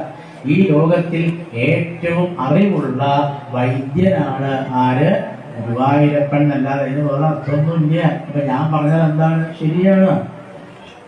മനസ്സിലായോ? അപ്പൊ ലോകത്തിലെ നല്ല വൈദ്യനാരാ? എന്താ മിണ്ടാത്തോ? വിശ്വാസം വരുന്നില്ല അല്ലേ? 1-2 ആള് കൃഷ്ണൻ നല്ല. അപ്പൊ നിങ്ങൾക്ക് വിശ്വാസം വന്നില്ല? ഈ ലോകത്തിൽ എല്ലാ കാലത്തും ഏറ്റവും നല്ല ഡോക്ടർ ആരാ? പറയൂ. ഗുരുവായൂരപ്പൻ. എന്താ പറയാനൊരു മടി? എന്തൊരു മടി പറയാൻ? വേദ്യോ വൈദ്യ മഹാഭാരതത്തിൽ പറഞ്ഞു. ഇന്നേവരെ തെറ്റിയിട്ടില്ല. വേദ്യോ വൈദ്യ പറഞ്ഞാൽ എന്താ? ഈ ലോകത്തിലെ ഏറ്റവും നല്ല ഡോക്ടർ അഥവാ ഏറ്റവും നല്ല വൈദ്യൻ ഗുരുവായൂരപ്പനാണ്. ഗുരുവായൂരപ്പനേക്കാൾ നല്ല, ശ്രീകൃഷ്ണ ഭഗവാനേക്കാൾ നല്ല ഒരു ഡോക്ടറും ഇന്നേ വരെ ഈ ലോകത്തിലെവിടെയും ഉണ്ടായിട്ടില്ല. ഇനിയൊക്കെ ഉണ്ടാവാനും പോകുന്നില്ല. നല്ല ഡോക്ടറാണ്. അതുകൊണ്ട് എവിടെ വന്നാൽ മതി? എന്ത് അസുഖം ഉണ്ടെങ്കിൽ എങ്ങടാ വരിക? എവിടെ വരും? എവിടെ വരിക? അവിടെ ഇരിക്കില്ലേ ഗുരുവായൂരപ്പൻ? ഇല്ലേ? ഈ അമ്പലത്തിൽ ഗുരുവായൂരപ്പുണ്ടത് അവിടെ ഇരിക്കും. കണ്ട ഡോക്ടറാണെന്ന് തോന്നുന്നു. നമ്മള് ഡോക്ടർമാരെ വീടൊക്കെ കാണാറുണ്ട്. അയ്യോ, നമ്മളെ മട്ടന്നൂര് ഈ ഗുരുവായൂരപ്പന്റെ വീട് നോക്കും. ചെറിയ ഓടൊക്കെ മുകളിലിട്ടിട്ടുണ്ട് അല്ലേ? എന്നിട്ട് ചെറിയ ചെറിയ ചെങ്കരൊക്കെ ഇങ്ങനെ പഠിച്ചിട്ടുണ്ട്. എന്നിട്ട് അതിന്റെ ഉള്ളില് ഇടയ്ക്കിടയ്ക്ക് വാതിലടച്ച് ഒരു കൂണൂരിട്ട് ആള് പോകും അല്ലേ? ആ നോക്കൂ, ആ ഡോക്ടറുടെ അവസ്ഥ നോക്കൂ. ചെറിയൊരു മുറിയിൽ ഇരിക്കുകയാണ്. അപ്പൊ ഡോക്ടർക്ക് നല്ലൊരു വീടൊക്കെ വേണ്ടേ? വേണ്ട. അത് ഉണ്ടാവാൻ കൊണ്ട് നിങ്ങളതിന്റെ കൂടെ നമ്മുടെ സാക്ഷാൽ ഭഗവാനായിരിക്കുന്ന മഹാവിഷ്ണുവ് ഡോക്ടറാണ്. ആ ഭഗവാന് നല്ലൊരു വീട് വേണ്ടേ? അതാണ് ശ്രീകോവില്. അപ്പൊ വലിയൊരു ശ്രീകോവിൽ അവിടെ ഉണ്ടാവാൻ പോകണ്ടേ? അപ്പൊ ആ ഗംഭീരമായ ശ്രീകോവിൽ ഉണ്ടാവുമ്പോൾ നിങ്ങൾ എല്ലാവരും എന്ത് ചെയ്യണം? അതുണ്ടാവാൻ എന്തെല്ലാം വേണമോ സഹായങ്ങളൊക്കെ ചെയ്യില്ലേ? അപ്പൊ ആ ഡോക്ടർ അവിടെ ഇരിക്കുമ്പോ ആൾക്കാർ ഇനിയും വരും. ഈ ഡോക്ടറെ കണ്ടിട്ടാണല്ലോ ആൾക്കാർ വരിക. കേമായ വലിയ കൊട്ടാരത്തിൽ ഡോക്ടറെ കാണുമ്പോ ആൾക്കാർ ചോദിക്കുക കഴിവ് കൂടുതലുണ്ട്. കഴിവ് കൂടുതലുണ്ടായിട്ട് ആൾക്കാരെ കണ്ടു തോന്നിയിട്ടാ. ഇപ്പൊ അവിടെ ഇരിക്കണ ഒരു കാര്യത്തിലും നല്ല കഴിവുണ്ട് അല്ലെ? അപ്പൊ ഭഗവാനെ നല്ലൊരു ശ്രീകോവിലേക്ക് മാറ്റണം. ഭഗവാൻ അവിടെ പോയിരിക്കും. അപ്പൊ ഭഗവാൻ ഈ ഞാൻ നാളെ പറഞ്ഞില്ലേ, ഈ നാടിന്റെ എല്ലാ പ്രശ്നങ്ങളും പരിഹരിച്ചു കൊടുത്തിരുന്ന രണ്ട് ഈശ്വരന്മാരാണ് ഇവിടെ ഇരിക്കുന്നവര്. ഇന്നും അവരതുപോലെയാണ്. അപ്പൊ ഭഗവാന്റെ അടുത്തേക്ക് വന്നാൽ മതി. ഏതായാലും ഇപ്പൊ ഭഗവാൻ എന്ത് ചെയ്തു? ഭീമസേന ഒന്ന് തൊട്ട് തലോടിയപ്പോഴേക്കും ഭീമന്റെ വേദന മുഴുവനും പമ്പ കടന്നു പോയി. പിറ്റേന്നാണ് ഭീമൻ ആരെ കൊല്ലുന്നത്? അന്നൊരു യുദ്ധം ഉണ്ടായിരുന്നു എന്റെ ഈശ്വര. അന്നത്തെ യുദ്ധത്തിലാണ്, ശ്രദ്ധിച്ചു കേട്ടോളൂ, ഈ ഭീമൻ എന്ത് ചെയ്തു? അടിച്ചു താഴെ. ആരെ? ജരാസന്ധനെ അടിച്ചു തള്ളിയിട്ട് താഴെ. എന്നിട്ട് ഒരു കാല് മറ്റേ കാലം ചവിട്ടി വെച്ചു, മറ്റേ കാല് പിടിച്ചം കൊണ്ട് വലിച്ചു. നിങ്ങൾ എന്തായി? ഇങ്ങനെ മുറിച്ചാൽ എങ്ങനെ ഉണ്ടോ? ഇങ്ങനെ. അതായത് എങ്ങനെയെന്നൊക്കെ ഞാൻ പറയാം. ഈ നെറ്റിയുടെ നടുക്കുകൾ നോക്കിക്കോളെ. നെറ്റിയുടെ നടുക്കൂടെ, മൂക്കിന്റെ നടുക്കൂടെ, ചുണ്ടിന്റെ നടുക്കൂടെ, താടിയുടെ നടുക്കൂടെ, നെഞ്ചിന്റെ നടുക്കൂടെ താഴത്തേക്ക് ഒരു വര വരച്ചുകൊണ്ട് സങ്കല്പിച്ചു. വരയ്ക്കണ്ട, സങ്കല്പിച്ചാൽ അവ രണ്ട് കഷ്ണമായിട്ട് മുറിയില്ലേ? അങ്ങനെയാണ് ആരെ മുറിച്ചിട്ടത്? ഈ ജരാസന്ധനെ ഭീമസേനൻ കാല് പിടിച്ചു വലിച്ച അങ്ങനെ രണ്ട് കഷ്ണായി മുറിച്ചിട്ടാത്രേ കൊന്നത്. സമാധാനായി. ആർക്ക്? എല്ലാവർക്കും സമാധാനമായി. ഇനി എന്താവാം? ഇനി രാജസൂയമാവാം. അങ്ങനെ രാജസൂയത്തെ എല്ലാവരെയും തോൽപ്പിക്കണം. ജരാസന്ധനെ തോൽപ്പിച്ചു. ജരാസന്ധനെ തോൽപ്പിച്ചു കഴിഞ്ഞ് ജരാസന്ധന്റെ മകനുണ്ട്. ആ ജരാസന്ധന്റെ മകനെ ഭഗവാൻ എന്ത് ചെയ്തു? അവിടുത്തെ രാജാവായിട്ട് വാഴിച്ചു. എന്നിട്ട് ഭഗവാൻ ആ കാരാഗ്രഹത്തിൽ ചെന്നപ്പോഴാണ് ആരെ കണ്ടത്? ഈ നേരത്തെ പറഞ്ഞില്ലേ, എവിടെ പ്രഭാഷണം തുറന്നപ്പോൾ പറഞ്ഞില്ലേ, ഇവിടെ രാജാക്കന്മാരുണ്ടായിരുന്നു. ആ രാജാക്കന്മാരുടെ മുമ്പിലേക്കാണ് ആര് പോയത്? ഭഗവാൻ പോയത്. അങ്ങനെ ഭഗവാൻ ആ രാജാക്കന്മാരെ മുന്നിലെത്തിയപ്പോ രാജാക്കന്മാര് ഭഗവാനെ നോക്കി. ഇത് ഭംഗിയാ ഭഗവാനെ കാണാനല്ലേ. ധൃതിശുസ്തേധനശ്യാമം പീത കൗശേയവാസം. അവര് നോക്കിയപ്പോ എന്ത് കണ്ടു? ഭഗവാൻ നല്ല ഒന്നാന്തൻ മഞ്ഞപ്പെട്ടണിഞ്ഞിട്ടുണ്ട്. ധ്യാനിക്കണേ, കൃഷ്ണനെ ധ്യാനിക്കാനാണിത് പറഞ്ഞു തരുന്നത്. നാളെ ഉച്ചവരെ ഇതൊക്കെ കേൾക്കുള്ളൂ, പിന്നെ ആരും ഉണ്ടാവില്ല പറഞ്ഞു തരാൻ. പറഞ്ഞു തരാൻ ഒരാളുണ്ടാവുമ്പോ നമ്മൾ അടുത്തിരുന്ന് കേൾക്കണ്ടേ? അല്ലേ? അപ്പൊ ഭഗവാൻ ധ്യാനിക്കുമ്പോൾ എന്തൊക്കെ വേണം? പീതകൗശേയ വാസസം, നല്ല മഞ്ഞപ്പെട്ടാണ് ഭഗവാൻ അണിഞ്ഞത്. ചാരുപ്രസന്ന വദനം, ഭഗവാന്റെ തിരുമുഖം കാണാൻ ശ്രദ്ധിക്കണം. തിരുമുഖം കാണാൻ നല്ല ഭംഗിയുണ്ട്. സ്ഫുരൻ മകരകുണ്ടലം, ഭഗവാൻ കാതിൽ എന്താണിയ? മകര മത്സ്യത്തിന്റെ ആകൃതിയിലുള്ള കുണ്ടലങ്ങൾ ധ്യാനിക്കണം. പിന്നെ കിരീട പറഞ്ഞാൽ എന്താ? ഭഗവാന്റെ ശിരസിൽ കിരീടമുണ്ട്. ഹാര പറഞ്ഞാൽ എന്താ? നല്ല മുത്തുമാലാണ്. ഇപ്പൊ ധ്യാനിക്കുമ്പോ എന്ത് ധ്യാനിക്കണം?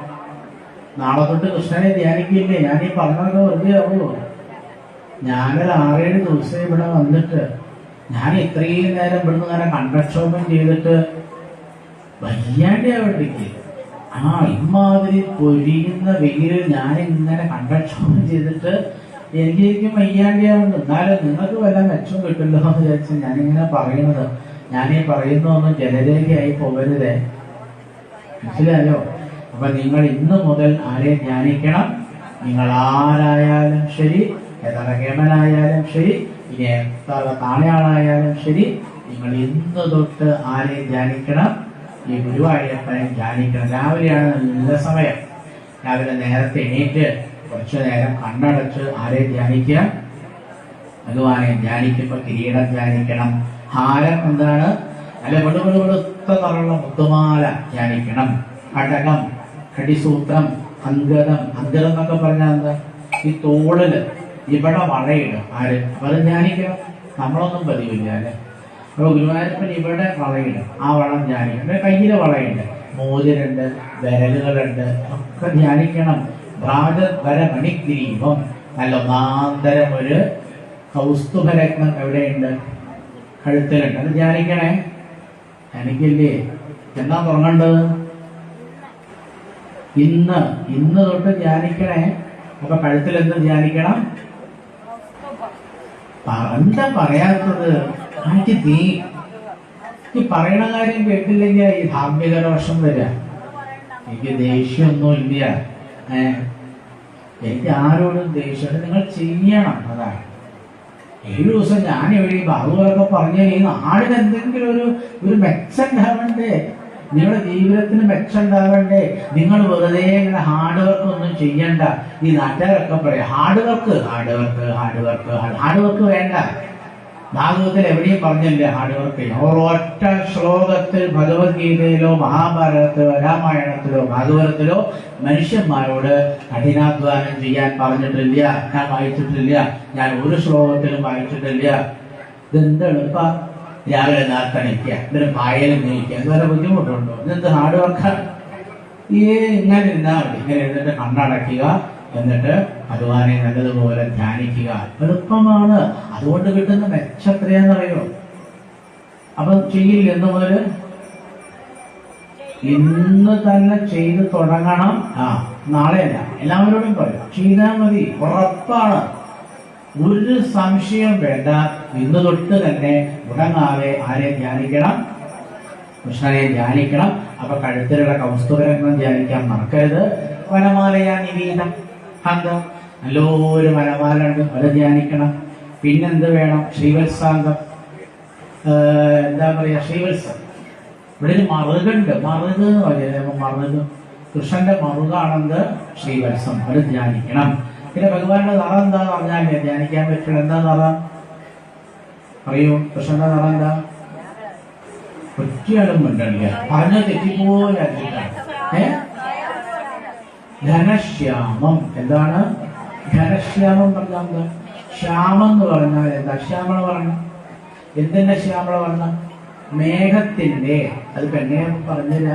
നല്ല മഴ പെയ്യാറാവുമ്പോൾ നിങ്ങൾ ആകാശത്തേക്ക് നോക്കുക. മഴ പെയ്ത് കഴിഞ്ഞിട്ടല്ല, ആകാശത്തിൽ ഇങ്ങനെ കാർമേഘങ്ങൾ ഇങ്ങനെ മൂടിക്കെട്ടി ഒരു 10 മിനിറ്റ് കഴിഞ്ഞാൽ മഴ പെയ്യും. ആ സമയത്ത് ആകാശത്തേക്ക് നോക്കണേ. നോക്കുമോ? മഴ അങ്ങനെ പെയ്യാൻ വേണ്ടി ആകാശത്തിൽ തന്നെ കാർമേഘം തന്നെ നിറഞ്ഞു നിൽക്കുമ്പോ വണ്ടി ഓടിക്കുന്നവര് വണ്ടിയാണ് നിർത്ത സൈഡില്. ആ തിരുമേനി പറഞ്ഞിട്ട് മേഘം ധ്യാനിക്കണം. വണ്ടി ഓടിച്ച് നിങ്ങളെ കൂടെ പോവുക. നിങ്ങൾ അടുക്കളയിൽ ദോഷം ഉണ്ടാക്കുന്ന പെണ്ണുങ്ങൾ എന്ത് ചെയ്യണം? തമാശല്ല, ദോഷം ഉണ്ടാക്കലൊക്കെ നിർത്തി ഗ്യാസൊക്കെ ഓഫാക്കി തിരുമേനി പറഞ്ഞിട്ടുണ്ട് എന്ത്? മേഘങ്ങളങ്ങനെ മഴ പെയ്യും. അമ്മമാര് സ്വതവേ എന്താ മോളെ ആ വർക്കാറുള്ളവർ താത്തേക്ക് എടുത്തത്. അതിനല്ല തിരക്ക് കൂട്ടേണ്ടത്. മുറ്റത്തിറങ്ങിയിട്ട് ആകാശത്തേക്ക് നോക്കി ആ നിറയെ വെള്ളമുള്ള ആ മേഘത്തിന്റെ നിറം നോക്കുക. അതാണ് ഗുരുവായൂരപ്പന്റെ നിറം. അല്ലാണ്ട് നാട്ടുകാർ പറയും കറുപ്പാണ് അല്ലേ? ചില ആൾക്കാർ കരിക്കട്ടയുടെ കറുപ്പാണ് ഗുരുവായൂരപ്പൻ. കരിക്കട്ട കണ്ടിട്ട് കറുപ്പ് പലതരത്തിലാണ്. അപ്പൊ ഇതാണ് ഗുരുവായൂരപ്പന്റെ നിറം മനസ്സിലാവാനുള്ള ഏറ്റവും നല്ല വഴി. അല്ലാണ്ട് എന്ത് പറഞ്ഞാലും മനസ്സിലാവില്ല. മനസ്സിലായപ്പോ അപ്പൊ ഈ മഴയായാലും നമുക്ക് ഭഗവാന്റെ നിറം മനസ്സിലാവുള്ളൂ. ഇപ്പൊ മനസ്സിലാവില്ല. ഘനശ്യാമനാണ്. പിന്നെ പീതകൗശേയ വാസസം, നല്ല മഞ്ഞപ്പട്ടാണ് വെക്കുക. ചതുർബാഹും. രാജാക്കന്മാർ ഇങ്ങനെയാ ഭഗവാൻ. നമ്മളിപ്പോ ധ്യാനിക്കല്ലേ? രാജാക്കന്മാര് അവരുടെ കണ്ണുകൊണ്ട് ഭഗവാനെ ഇങ്ങനെ കാണാം. അവർക്ക് എന്തൊരു പരമാനന്ദം എന്നറിയോ? എല്ലാവരുടെ കണ്ണിൽ നിന്നും ഭഗവാനെ കണ്ടപ്പോ കണ്ണുനീര് പലതാരായിട്ട് വന്നു. എത്ര ദിവസമായി ഭഗവാനെ കാണാൻ കൊതിക്കണമല്ലേ. അവരെല്ലാവരും എന്ത് ചെയ്തു? ഭഗവാനെ വീണ് നമസ്കരിച്ചു. അവര് നമസ്കരിച്ച മന്ത്രം മറന്നു പോകരുത്. കൃഷ്ണായ വാസുദേവായ ഹരയേ പരമാത്മനെ പ്രണതക്ലേശനാശായ ഗോവിന്ദായ നമോ നമഃ. ഒക്കെ ചൊല്ലും. കൃഷ്ണായ വാസുദേവായ ഹരയേ പരമാത്മനെ പ്രണതക്ലേശനാശായ ഗോവിന്ദായ നമോ നമഃ. ഈ ഭഗവാനാണ് ഈ രാജാക്കന്മാരെയൊക്കെ അവരുടെ രാജ്യത്തിലേക്ക് പറഞ്ഞയച്ച് പാണ്ഡവന്മാരെ കൊണ്ട് രാജസൂയം എന്ന യജ്ഞം ഗംഭീരമായിട്ട് നടത്തിച്ചത്. ഞാനിപ്പോ രാജസൂയം ഒന്നും പറഞ്ഞിക്കണില്ല, ഒറ്റ വാക്കും പറയാ, കേമായ ഒരു യജ്ഞമായിരുന്നു ഏത്? രാജസൂയം. എന്താ ദേവി അങ്ങനെ ഒരു ചുരുക്കിയാൻ പറ്റൂ? കേമായിരുന്നു. ഏകദേശം ഒരു 18 മാസം നീണ്ടു നിന്ന ധർമ്മമുക്തർ ചെയ്ത അതിഗംഭീരമായ ഒരു യജ്ഞവിശേഷമായിരുന്നു രാജസൂയം. ആ രാജസൂയത്തില് എല്ലാ കാര്യങ്ങളും വളരെ വളരെ വളരെ ഭംഗിയായിട്ട് നടന്നു. അവസാനം ഒരാളെ പൂജിക്കണം. ആരെയാ? ആരെങ്കിലും പൂജിച്ചാൽ പോരാ, വന്നുകൂടിയതിൽ ഏറ്റവും നല്ലതാണ് പൂജിക്കണം. അപ്പൊ പൂജയുടെ ചോദന സഹദേവനാണ്. സഹദേവൻ എഴുന്നേറ്റ് വന്ന് ശാസ്ത്രം മുഴുവൻ അങ്ങോട്ട് പറഞ്ഞു. നമ്മൾ എന്ത് പറയുമ്പോഴും ശാസ്ത്രം നോക്കണ്ടേ? ഇന്നത്തെ ആൾക്കാർ എന്ത് നോക്കണില്ല. ഇന്ന് ജീവിക്കുന്ന മിക്കവാറും ആൾക്കാര് എന്തൊരു കാര്യം ചെയ്യുമ്പോഴും ശാസ്ത്രം നോക്കാണ്ടിയാണ് ചെയ്യണത്. അതാണല്ലോ കുഴപ്പമുണ്ടാകുന്നതല്ലേ. അപ്പൊ എന്ത് കാര്യം നമ്മൾ ചെയ്യുമ്പോഴും ശാസ്ത്രീയമായി ചിന്തിച്ചിട്ട് ശാസ്ത്രം നോക്കിയിട്ട് മാത്രം ചെയ്താൽ ഇന്ന് നാട്ടിൽ കാണുന്ന ഒരു കുഴപ്പമുണ്ടാവണില്ല, ഉണ്ടാവില്ല. ഇന്ന് 90% ആൾക്കാരും ശാസ്ത്രം നോക്കാണ്ടെയാണ് ജീവിക്കുന്നത്. മനസ്സിലായില്ല അല്ലെ? ഒരു 10% പേര് മാത്രമാണ് ശാസ്ത്രം നോക്കി ജീവിക്കുന്നത്. അപ്പൊ ഭഗവാൻ പറയുന്നു ശാസ്ത്രം നോക്കിയിട്ട് കാര്യം ചെയ്യും. അപ്പൊ സഹദേവൻ ഈ ശാസ്ത്രം നന്നായിട്ട് അറിയാം. അപ്പൊ സഹദേവൻ പറഞ്ഞു, അതൊരു ശാസ്ത്രജ്ഞനായിരുന്നു. ആര്? സഹദേവൻ. ലോകം കണ്ട ഏറ്റവും നല്ലൊരു ശാസ്ത്രജ്ഞനായിരുന്നു. ആര്? സഹദേവൻ. അപ്പൊ സഹദേവൻ പറഞ്ഞു, ഇന്ന കാരണങ്ങളെ പൂജിച്ചത്. ആ പൂജ എല്ലാവർക്കും ഇഷ്ടമായി. ആ പൂജ കഴിഞ്ഞപ്പോ എല്ലാവരും ഭഗവാനെ നമസ്കരിച്ചു. പക്ഷെ ഒരാൾക്ക് മാത്രം ഇഷ്ടമായില്ല. എവിടെ ഉണ്ടാവുമല്ലോ ഒരു എന്താ പറയാ, കൂട്ടത്തെ കൂടാത്ത ഒരാൾ എവിടെയുണ്ട്. എല്ലാരും അമ്പലത്തിൽ വരണമെങ്കിൽ പങ്കെടുക്കണോ, എന്നാലും ഉണ്ടോ ചില ആൾക്കാർ പങ്കെടുക്കാണ്ടിരിക്കണം. കണ്ടിട്ടില്ല ഞങ്ങള്? കല്യാണത്തിൽ എല്ലാരും വന്നു, പക്ഷെ ഒരാൾ മാത്രം വന്നില്ല. ഇവരെ എന്താ ഒരു എക്സെപ്ഷൻ? എവിടെയുണ്ടല്ലോ ഒരു എക്സെപ്ഷൻ. ഇവിടെ രാജസൂയത്തിൽ എല്ലാവരും ചേർന്നിട്ടാണ് ആരെ പൂജിച്ചത്? കൃഷ്ണനെ പൂജിച്ചത്. ആരാ പൂജ എന്ന് മാറി നിന്നാള്? ശിശുപാലൻ. അതാണോ നീ പറഞ്ഞത്? വിളിക്കാൻ ശിശുപാലൻ ഇത് ഇഷ്ടപ്പെട്ടില്ല. പശുപാലനെ പൂജിക്കണത് ആർക്കും ഇഷ്ടപ്പെട്ടില്ല. കൃഷ്ണനെ പശുപാലൻ എന്ന് പറയാറില്ലേ?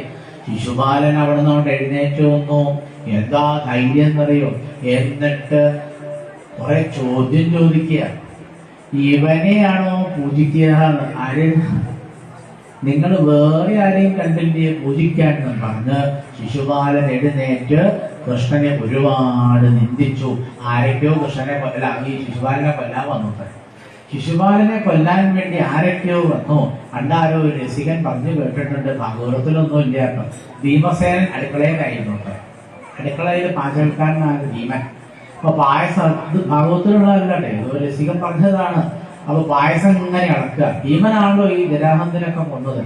അപ്പൊ തനിക്ക് ശക്തിയൊക്കെ തന്നതാരാ? ഗുരുവായൂരപ്പൻ. എന്നിട്ട് ആ ശിശുപാലന്റെ ഗുരുവായൂരപ്പനെ ചീത്ത പറയുന്നത് കേട്ടിരിക്കാൻ പറ്റുമോ? എന്നിട്ട് ആ ഇളക്കുന്ന വലിയ ചാറ്റുകൾ എടുത്തിട്ട് ഭീമൻ ഓടി വന്നു. അത്ര വലിയ ചുറ്റില ആരെ തല്ലി കൊല്ലാൻ. എന്തൊരു കൃഷ്ണഭക്തിയാണെന്നറിയോ? ആ ഭീമസേനൻ എപ്പോഴാ കൃഷ്ണഭക്തി വർദ്ധിച്ചതെന്നറിയോ? ജരാസന്ധവധം കഴിഞ്ഞപ്പോഴാ. ജരാസന്ധവധം കണ്ട് കഴിഞ്ഞു. അന്ന് രാത്രി ഒരു ഇരിപ്പുണ്ടായിരുന്നു. ജരാസന്ധവധം കഴിഞ്ഞു. അന്ന് രാത്രി നമ്മളുണ്ടല്ലോ ചില കാര്യങ്ങൾ ഓർത്തിരിക്കും. അന്നുണ്ടാവുന്ന പ്രധാന കാര്യങ്ങളൊക്കെ നമ്മൾ വീട്ടിലെത്തുമ്പോഴല്ലേ ഓർത്തിരിക്കല്ലേ. ജരാസന്ധവധം കഴിഞ്ഞ് അന്ന് രാത്രി ഭീമൻ വീട്ടിലെത്തി. അവിടുത്തെ അപ്സരായിട്ട് കുളിച്ചു, തേച്ചുകൂലിയുള്ള കേമായിട്ട്. അങ്ങനെ ആ തേച്ചുകൂലിയൊക്കെ കഴിഞ്ഞപ്പോൾ ഭീമൻ പറഞ്ഞു കൂടെ ഉള്ളവരോട്, ഞാനേ ഇത്തിരി നേരം ഒന്ന് ധ്യാനിക്കട്ടെ, എന്നോട് ആരും ഒന്നും ഉണ്ടാവല്ല. എന്നിട്ട് ഭീമൻ പിന്നെ ഇരിക്കുകയാണ്, ഒരു ഭാഗത്ത് ഇരിക്കുക, വാതിലൊക്കെ അടച്ച് എല്ലാവരോടും പറഞ്ഞിട്ട് കുറച്ചു നേരം ധ്യാനിക്കണം. അപ്പോൾ ഭീമൻ അന്ന് രാത്രി ധ്യാനിക്കുമ്പോൾ മനസ്സ് മുഴുവനും ആരാ ഭഗവാന്റെ ചിത്രമല്ലാതെ ഭീമന്റെ മനസ്സിലില്ല. കണ്ണുകളെ നിറഞ്ഞൊഴുകയാണ്. ആരുടെ? ഭീമസേനന്റെ കണ്ണുകൾ നിറഞ്ഞൊഴുക. ഭീമൻ ഭഗവാനോട് അറിഞ്ഞില്ല കേട്ടോ ഭഗവാനെ, ഇത്രയും കാലം ഭഗവാന്റെ കൂടെ ജീവിച്ചിട്ടും അങ്ങയുടെ മഹത്വം ഇന്ന് വരെ അറിയാൻ പറ്റിയില്ല. എന്നെ അദ്ദേഹത്തിന്റെ കണ്ണ് തറഞ്ഞു. അദ്ദേഹം ഭഗവാനെ ഇത്രയും കാലം എനിക്ക് അങ്ങോട്ട് സ്നേഹിക്കാൻ പറ്റിയില്ലല്ലോ.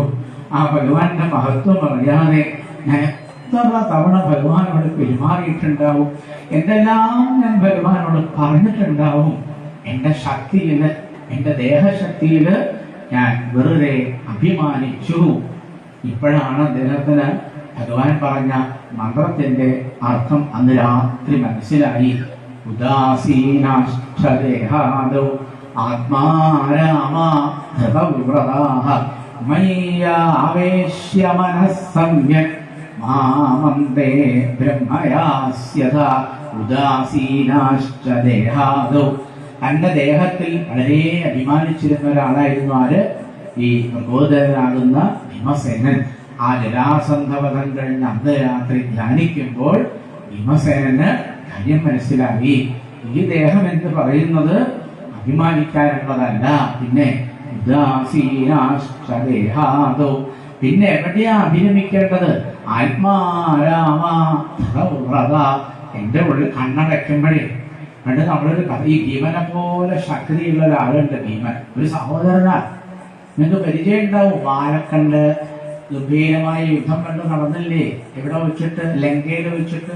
അന്ന് ആ യുദ്ധത്തിലൊക്കെ പങ്കെടുത്ത വാലക്കള്ള എപ്പോഴും രാമനാമൊക്കെ ജപിക്കുന്ന ഒരാളെ പരിചയമില്ലേ? എന്താ പേര്? ഹനുമാൻ. അത് ഈ ഭീമസേനന്റെ ആരാ? ഭീമസേനന്റെ ആരാ? ഹനുമാൻ. രണ്ടാളും സഹോദരന്മാരാ. അപ്പോ ഭീമസേനൻ അവിടെ രാത്രി ഇങ്ങനെ ഇരിക്കുക തന്റെ പൂജാമുറിയില്. അപ്പോ ഈ നമുക്ക് വല്ലാത്ത അനുഭവങ്ങളൊക്കെ ഉണ്ടാകുമ്പോൾ നമ്മളെ ആരെ ഓർമ്മിക്കും? നമ്മൾ ഏറ്റവും ഇഷ്ടപ്പെടുന്ന ഏട്ടനെ, അച്ഛനെ, അമ്മയൊക്കെ ഓർമ്മിക്കും. ഇപ്പൊ ഭീമൻ ആരെ പറ്റി ഓർത്തു?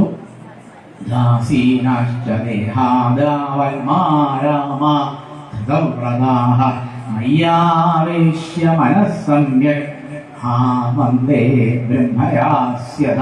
എനിക്കൊരു സഹോദരനുണ്ട്, പേരെന്താണ്? ആഞ്ജനേയൻ. എന്താ പേര്? ആഞ്ജനേയൻ. ആത്മാരാമാ ധൃതവ്രതാഃ. അദ്ദേഹം എന്താ ചെയ്യാ? എപ്പോഴും നാമം ജപിക്കും. ആര്? എന്റെ സഹോദരൻ. രാമ രാമ രാമ രാമ രാമ. ഈ ആഞ്ജനേയന് ഇത്രയൊക്കെ ശക്തി കിട്ടിയത് എവിടുന്നാ? ആ രാമനാമം ജപിച്ചിട്ടാണ്. എന്തൊരു ശക്തിയാണെന്നറിയാം. കഴിഞ്ഞ ദിവസം പറഞ്ഞില്ലേ, ഭക്തന്മാർക്ക് ഭക്തിയും വേണം ശക്തിയും വേണം. വീട്ടിൽ എഴുതി വെക്കണേ, ഭക്തന്മാർക്ക് ഭക്തിയും വേണം ശക്തിയും വേണം. ഇപ്പൊ ആ പൂജാമുറിയിൽ നിന്ന് അന്ന് രാത്രി ഭീമൻ ആലോചിച്ചു, എനിക്കൊരു ജ്യേഷ്ഠനുണ്ട്, എന്നോട് ഇടയ്ക്ക് പറയാറുണ്ട് ആഞ്ജനേയനെ ഇത്തിരി രാമനാമം ജപിക്കരുതോ ഭീമ. ഭീമൻ അതൊന്നും ശ്രദ്ധിക്കാറില്ല.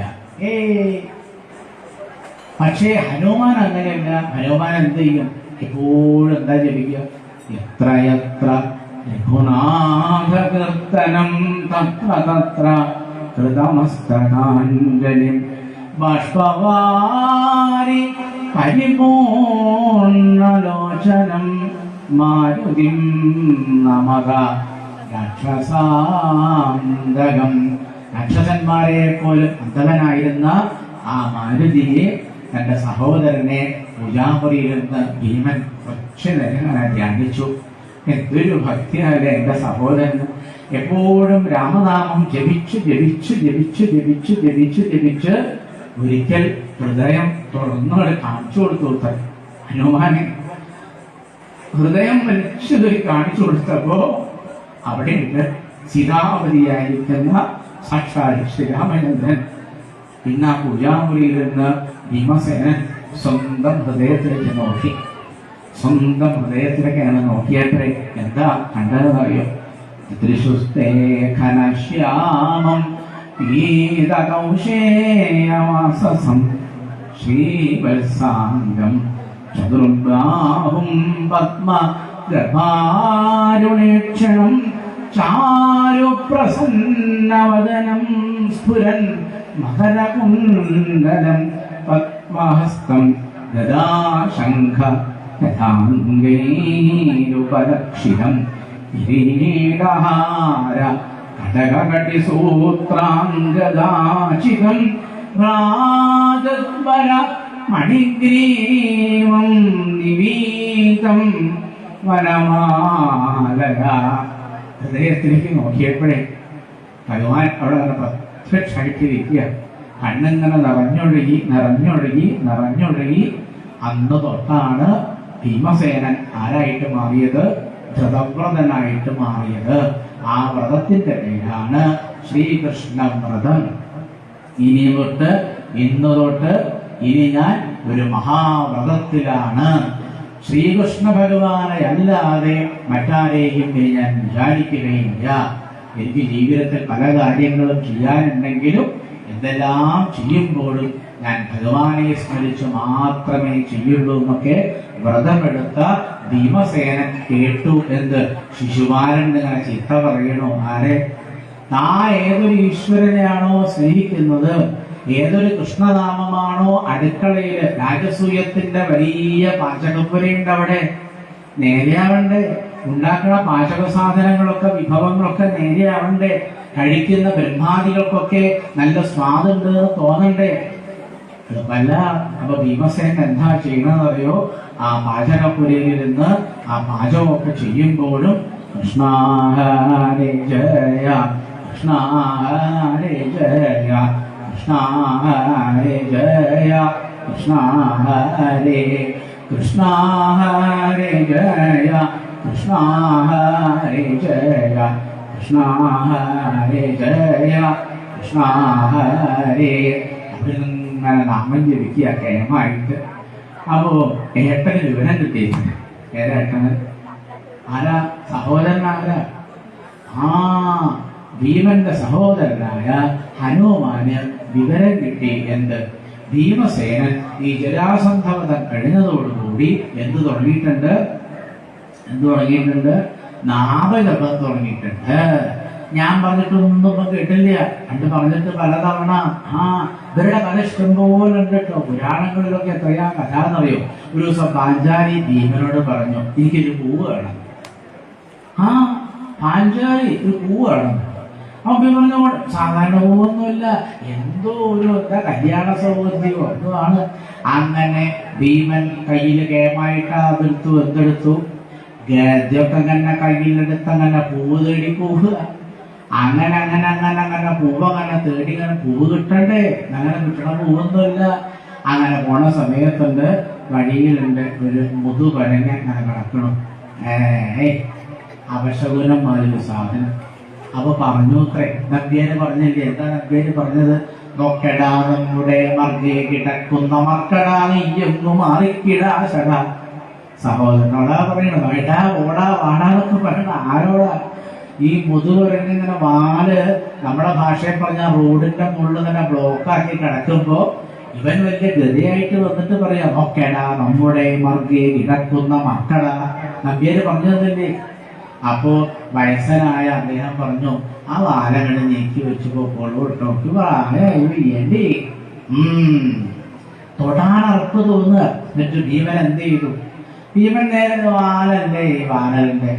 എന്നിട്ട് ആ ഗതയുടെ അറ്റങ്ങൾ മെല്ലെ മെല്ലെ നമ്മൾ ഈർക്കിലോണ്ട് പൂവൊക്കെ തട്ടാൻ നോക്കാറില്ലേ? ഈ പൂവ് നിലത്തുണ്ട്, ഈർക്കിലോണ്ട് പൂവ് അത്രയല്ലേ ഭാരം ഈർക്കിലോണ്ട് തന്നെ.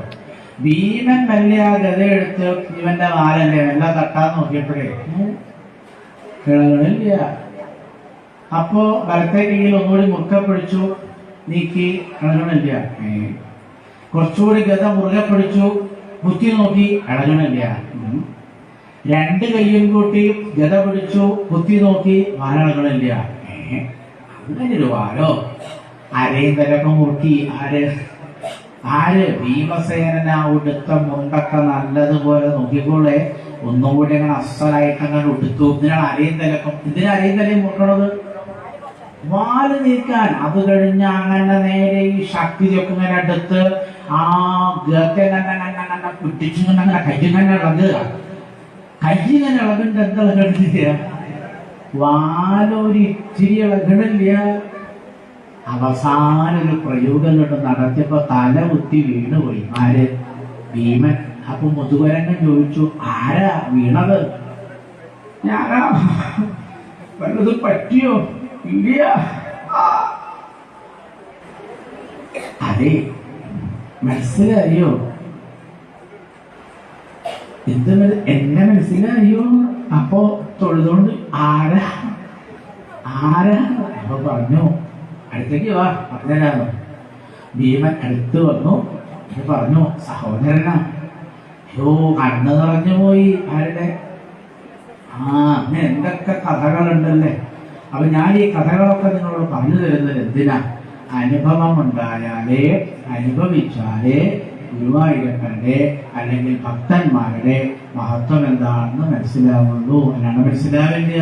അപ്പൊ ശിശുപാലൻ കൃഷ്ണൻ അങ്ങനെ ചീത്ത പറയുന്ന സമയത്തെ അത് കേട്ടു നിൽക്കാൻ വയ്യാതെ ആ അടുക്കളയിൽ പോയിട്ട് ആ പായസത്തുനിന്ന് വലിയ ചട്ടുകൾ എടുത്തിട്ട് ഭീമൻ ഓടി വരിക. ആരെ നെല്ലിക്കൊല്ല? ശിശുപാലനെ. ശിശുപാലന്റെ അടുത്ത് ഭീമൻ എത്തിയപ്പോ ഭഗവാൻ ഭീമനെ പിടിച്ചു മാറ്റി. ഭീമൻ അടുത്തെത്തി. ആരെ വെട്ടിക്കൊല്ല? ഉടനെ ഭഗവാൻ പിടിച്ചു മാറ്റിയിട്ട് പറഞ്ഞു, ജരാസന്ധന്റെ മാതിരിയല്ല, ഇത് വകുപ്പ് വേറെയാണ്. ഇത് വേറെ വകുപ്പ്. അങ്ങ് മാറിക്കാൻ പറഞ്ഞു. അങ്ങനെ സകല ആൾക്കാരെയും ഭഗവാൻ പിടിച്ചു മാറ്റിയിട്ടാണ് സ്മരിച്ചപ്പോഴേക്കും എന്ത് കയ്യിൽ കണ്ടു? നിങ്ങൾ അംബരീഷിന്റെ കഥ കേട്ടില്ലേ? ആ ചക്രം ഭഗവാന്റെ കയ്യിൽ കണ്ടു. ആ ചക്രം നേരെ പറന്നു വന്ന് ശിശുപാലന്റെ കഴുത്ത് മുറിച്ചു. തല താഴെ വീണു. അത്ഭുതം ഉണ്ടായി. എന്താ? ശിശുപാലന്റെ ശരീരത്തിലുള്ള ആ ദിവ്യമായ ഒരു ജ്യോതിസ്, ആ ജ്യോതിസ് എല്ലാവരും നോക്കി നിൽക്കെ നേരെ ശ്രീകൃഷ്ണന്റെ പാദങ്ങളിലാണ് വന്നു വീണത്. എത്ര ലീലകളാണ്. അപ്പൊ നമുക്ക് ഈ ഭഗവാന്റെ കഥ തന്നെ കേട്ടിരിക്കാൻ നല്ല രസമുണ്ടോ? നിങ്ങൾക്ക് എന്താ തോന്നുന്നത്? നിങ്ങൾക്ക് എന്താ തോന്നണമെന്ന് എനിക്കറിയില്ലല്ലോ. രസമുണ്ടോ കേൾക്കാൻ? എന്താ ഒന്നും ഇല്ലാത്തത്? തലങ്ങനെയാട്ടിയ ഉണ്ട് എന്നാണോ, ഇല്ല എന്നാണോ, ഉണ്ടില്ല എന്നാണോ? എന്താ പതിന്റെ രസമുണ്ടാവും അല്ലേ? നല്ല രസമാണ് ഭഗവാന്റെ കഥ കേൾക്കാൻ. അപ്പൊ ആ ഭഗവാന്റെ കഥകൾ കേട്ടാൽ മാത്രം പോരാ, ഇടയ്ക്കൊക്കെ നമ്മൾ ഭഗവാനെന്ന് പൂജിക്കട്ടെ. അപ്പൊ അത് രാജസൂയത്തിൽ ഏതൊരു ഭഗവാനെയാണോ പൂജിച്ചത് ആ ഭഗവാനെ ഇവിടെ വെച്ച് നമ്മൾ അതൊന്ന് അനുസ്മരിച്ചുകൊണ്ട് പൂജിക്കാൻ പോവുകയാണ്. അപ്പൊ നമ്മളിവിടെ ഭഗവാൻ എന്ത് ചെയ്യുകയാണ്? പൂജിക്കാൻ പോവുകയാണ്. അപ്പൊ ഭഗവാനെ പൂജിക്കുമ്പോൾ നിങ്ങൾക്കത് കാണണ്ടേ? ഭഗവാൻ അഭിഷേകം നടത്തും, പൂജ കഴിക്കും. അതാണ് ഈ കാണാൻ പോകുന്നത്. അപ്പൊ നമുക്ക് എന്ത് ചെയ്യാം? എല്ലാവർക്കും ഒന്നും കൂടി വേണേ അടുത്തേക്ക് വന്നല്ല. നമ്മൾ ഗോവിന്ദാഭിഷേകം കാണുമ്പോൾ അടുത്തേക്ക് വന്നൊന്ന് കണ്ടില്ലേ? അതുപോലെ നിങ്ങൾക്ക് എന്ത് ചെയ്യാം? ഇവിടെ അഭിഷേകം നടക്കുമ്പോൾ അടുത്ത് വന്നാലേ കാണുള്ളൂ. അപ്പോൾ എല്ലാവരും കൂടി ചാടിപ്പറച്ച് വരട്ടെ. കുറെ പേർക്ക് ഇവിടെ വന്നു നിൽക്കാം, കുറെ പേർക്ക് ഇവിടെ വന്നു നിൽക്കാം. മുമ്പിലുള്ളവർക്ക് എന്തായാലും കാണും. ആ പിൻഭാഗത്തുള്ളവർക്ക് വേണേൽ തിരക്കൂട്ടി വന്നിട്ടുണ്ട്. ഇവിടെ വന്ന് ശാന്തമായിട്ട് നിൽക്കുക. ശാന്തമായി വന്ന് നിൽക്കാനല്ല, ശാന്തമായി ഇവിടെ വന്ന് നിൽക്കുക. കുറെ പേര് ഇവിടെ വന്നോളൂ. അതിന്റെ മുമ്പിൽ നമ്മൾ ഏകദേശം വിട്ടു നോക്കും. അതിലൊരു ഡിവൈസ് ഉണ്ടോ? ഏകദേശം വിട്ടു നോക്കും. ഇനി കുറച്ചുപേര് ഇവിടെ വന്നോളൂ, കുറച്ചുപേര് എവിടെയൊക്കെ നിൽക്കാം. അടുത്തൊന്നും നിങ്ങൾക്ക് എന്ത് ചെയ്യാം? ഭഗവാന്റെ അഭിഷേകം പൂജയൊക്കെ കാണാം. പിന്നെ വേണമെങ്കിൽ നിങ്ങൾക്കത് നിങ്ങളുടെ എന്താ പറയുക, ഒരു മൊബൈല് പോലുള്ള ഡിവൈസ് ഒക്കെ ഉണ്ടെങ്കിൽ ഇവിടെ പൂജ കഴിക്കുന്നത് പിടിക്കുന്ന എനിക്ക് വിരോധമൊന്നുമില്ല. അപ്പൊ അതാണ് വായിക്കുന്നത്. എല്ലാവരും അടുത്തേക്ക് വന്നോളൂ. ഈ സമയത്ത് നിങ്ങൾക്ക് എന്തെങ്കിലും ഭഗവാനെ സമർപ്പിക്കണമെങ്കിൽ സമർപ്പിക്കാം. എന്താ സമർപ്പിക്കാനുള്ളത്? എന്തെങ്കിലും ഉണ്ടോ? പൂക്കളോ അല്ലെങ്കിൽ വിളവറയോ അല്ലെങ്കിൽ നാണയപ്പറയോ നെയ്യകളൊക്കെ എല്ലാം നിങ്ങൾക്ക് അത് കഴിഞ്ഞിട്ട് മതി. ഈ അഭിഷേകം കഴിഞ്ഞിട്ട് നിങ്ങൾക്ക് എന്ത് ചെയ്യാം? സമർപ്പണങ്ങളൊക്കെ എല്ലാവരും ചെയ്യണേ. രാജസൂയമാണ്, വളരെ പ്രധാനപ്പെട്ട കഥയാണ്. അപ്പൊ ആ സമയത്ത് അഭിഷേകം ആദ്യം കാണുക. അഭിഷേകം കണ്ടു കഴിഞ്ഞാൽ നിങ്ങൾക്ക് എല്ലാ തരത്തിലുള്ള സമർപ്പണങ്ങളും ചെയ്യാവുന്നതാണെന്ന് അറിയിക്കുന്നു. അത് വായിക്കുന്നത് കേട്ടു. വായിച്ചു.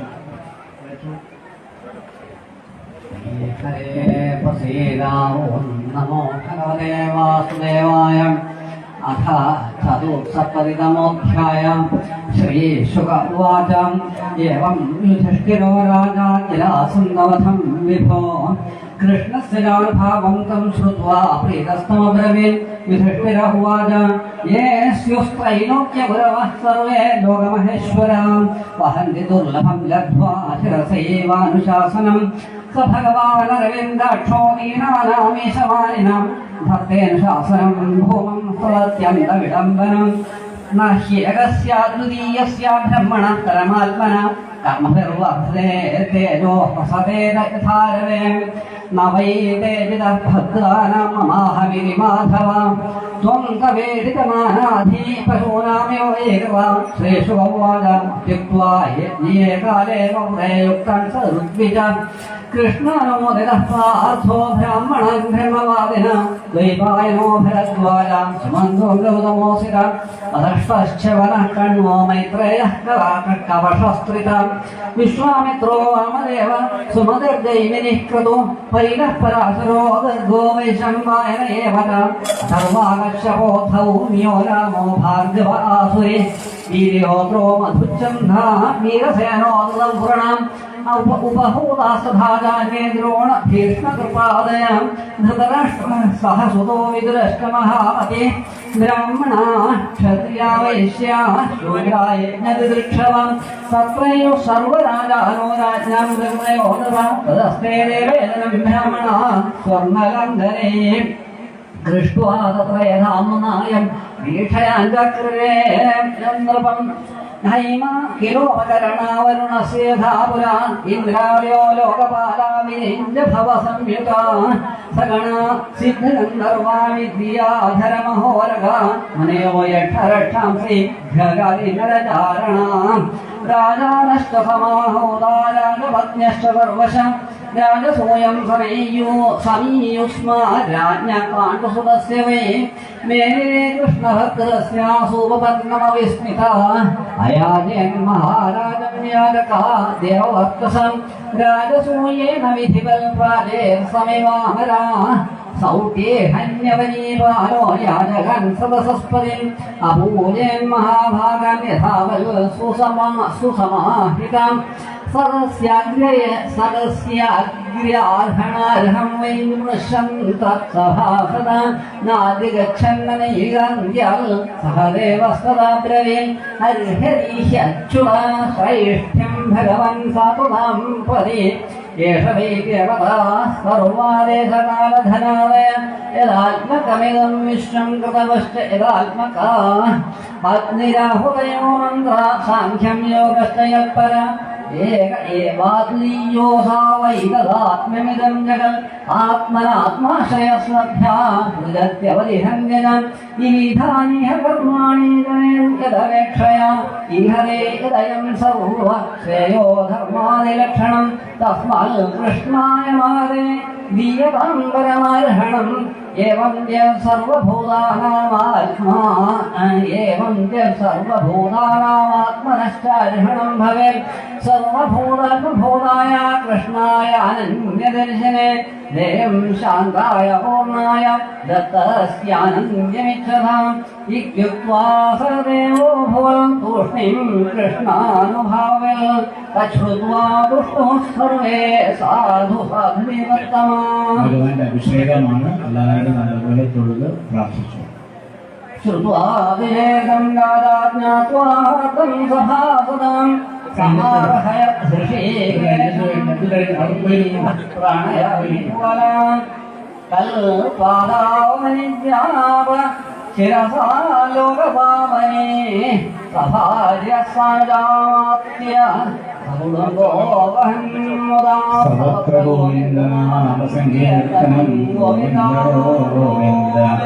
കൃഷ്ണ ഹരേ ജയ കൃഷ്ണ ഹരേ ജയ കൃഷ്ണ ഹരേ ജയ കൃഷ്ണ ഹരേ. എല്ലാവരും ചോദിക്കും കൃഷ്ണ ഹരേ ജയ കൃഷ്ണ ഹരേ ജയ കൃഷ്ണ ഹരേ കൃഷ്ണ ഹരേ.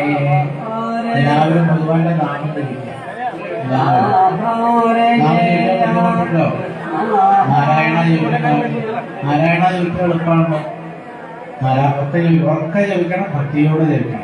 നാരായണ നാരായണ നാരായണ നാരായണ നാരായണ നാരായണ നാരായണ നാരായണ നാരായണ നാരായണ നാരായണ നാരായണ. ഉറക്കെ ജപിക്കണം.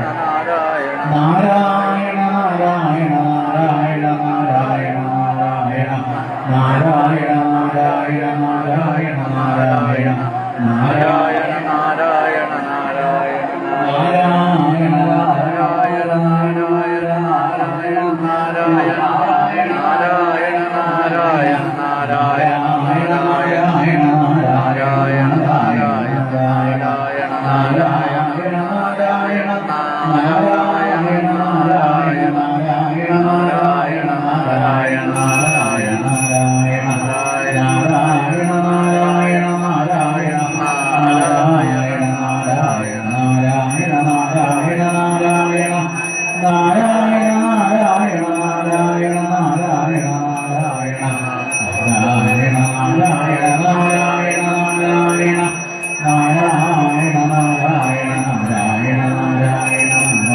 നാരായണ സർവത്ര ഗോവിന്ദനാമസങ്കീർത്തനം ഗോവിന്ദ ഗോവിന്ദ. എല്ലാവരും പോയിരുന്നു, ചിലവരുടെ ഇപ്പോഴാണ് പോയിട്ടിരിക്കുക.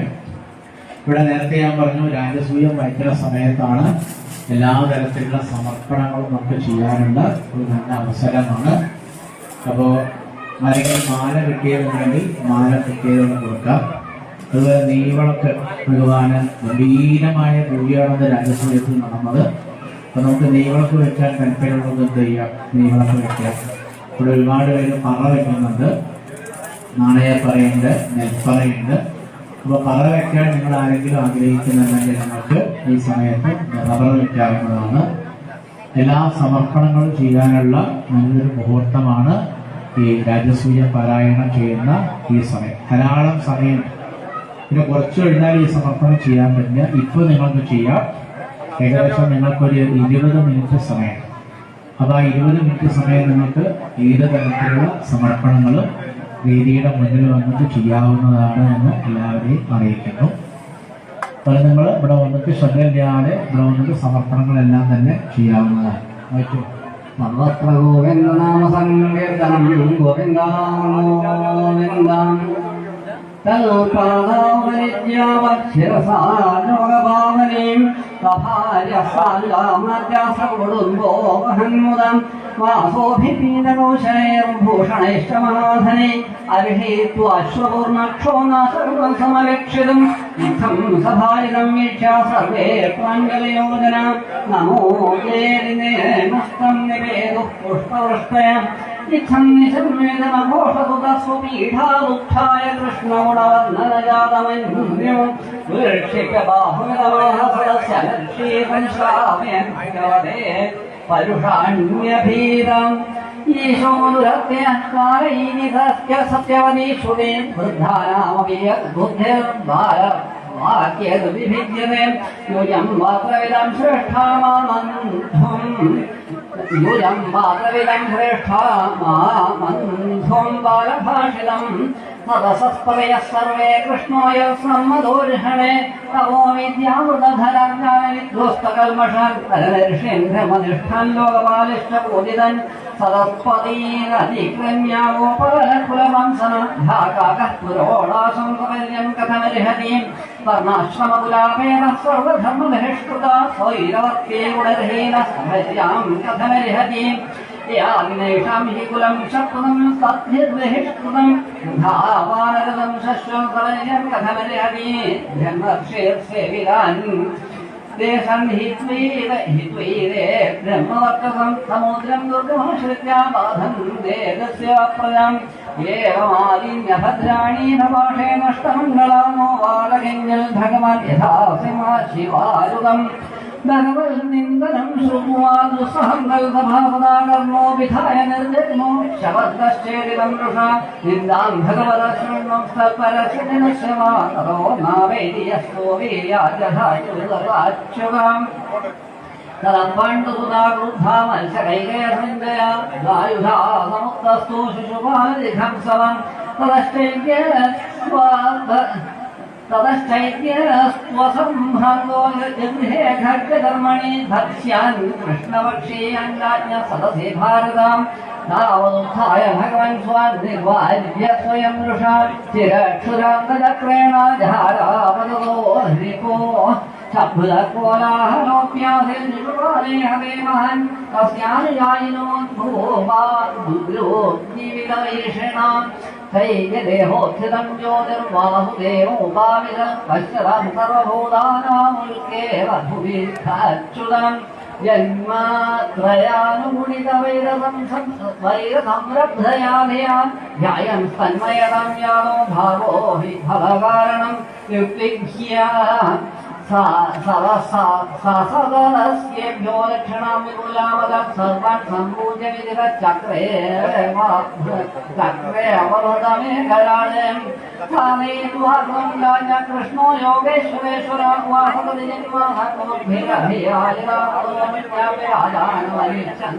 വാസീശ്വര യോഗഭാര്യ സാമാപ്യൂരം നിലയേഷ്യാനം മയാ തേ ബഹുവിസ്തരം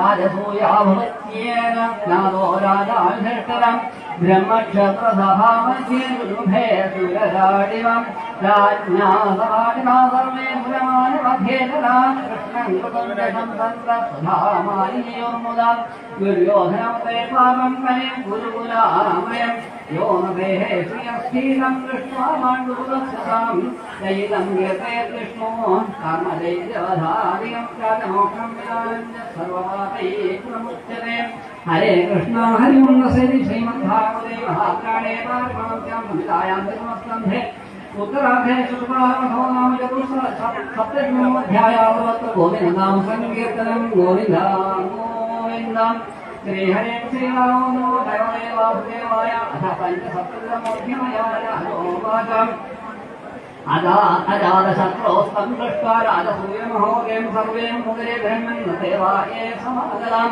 ദുര്യോധനം വർദ്ധയിത്വാ രാജാനസ്വൻഹയസുരാം ഈശ്വരോ ഭഗവൻ സകലകാരണമുച്ചരാം ഈശ്വരോവാചാം പിതാമഹസ്യ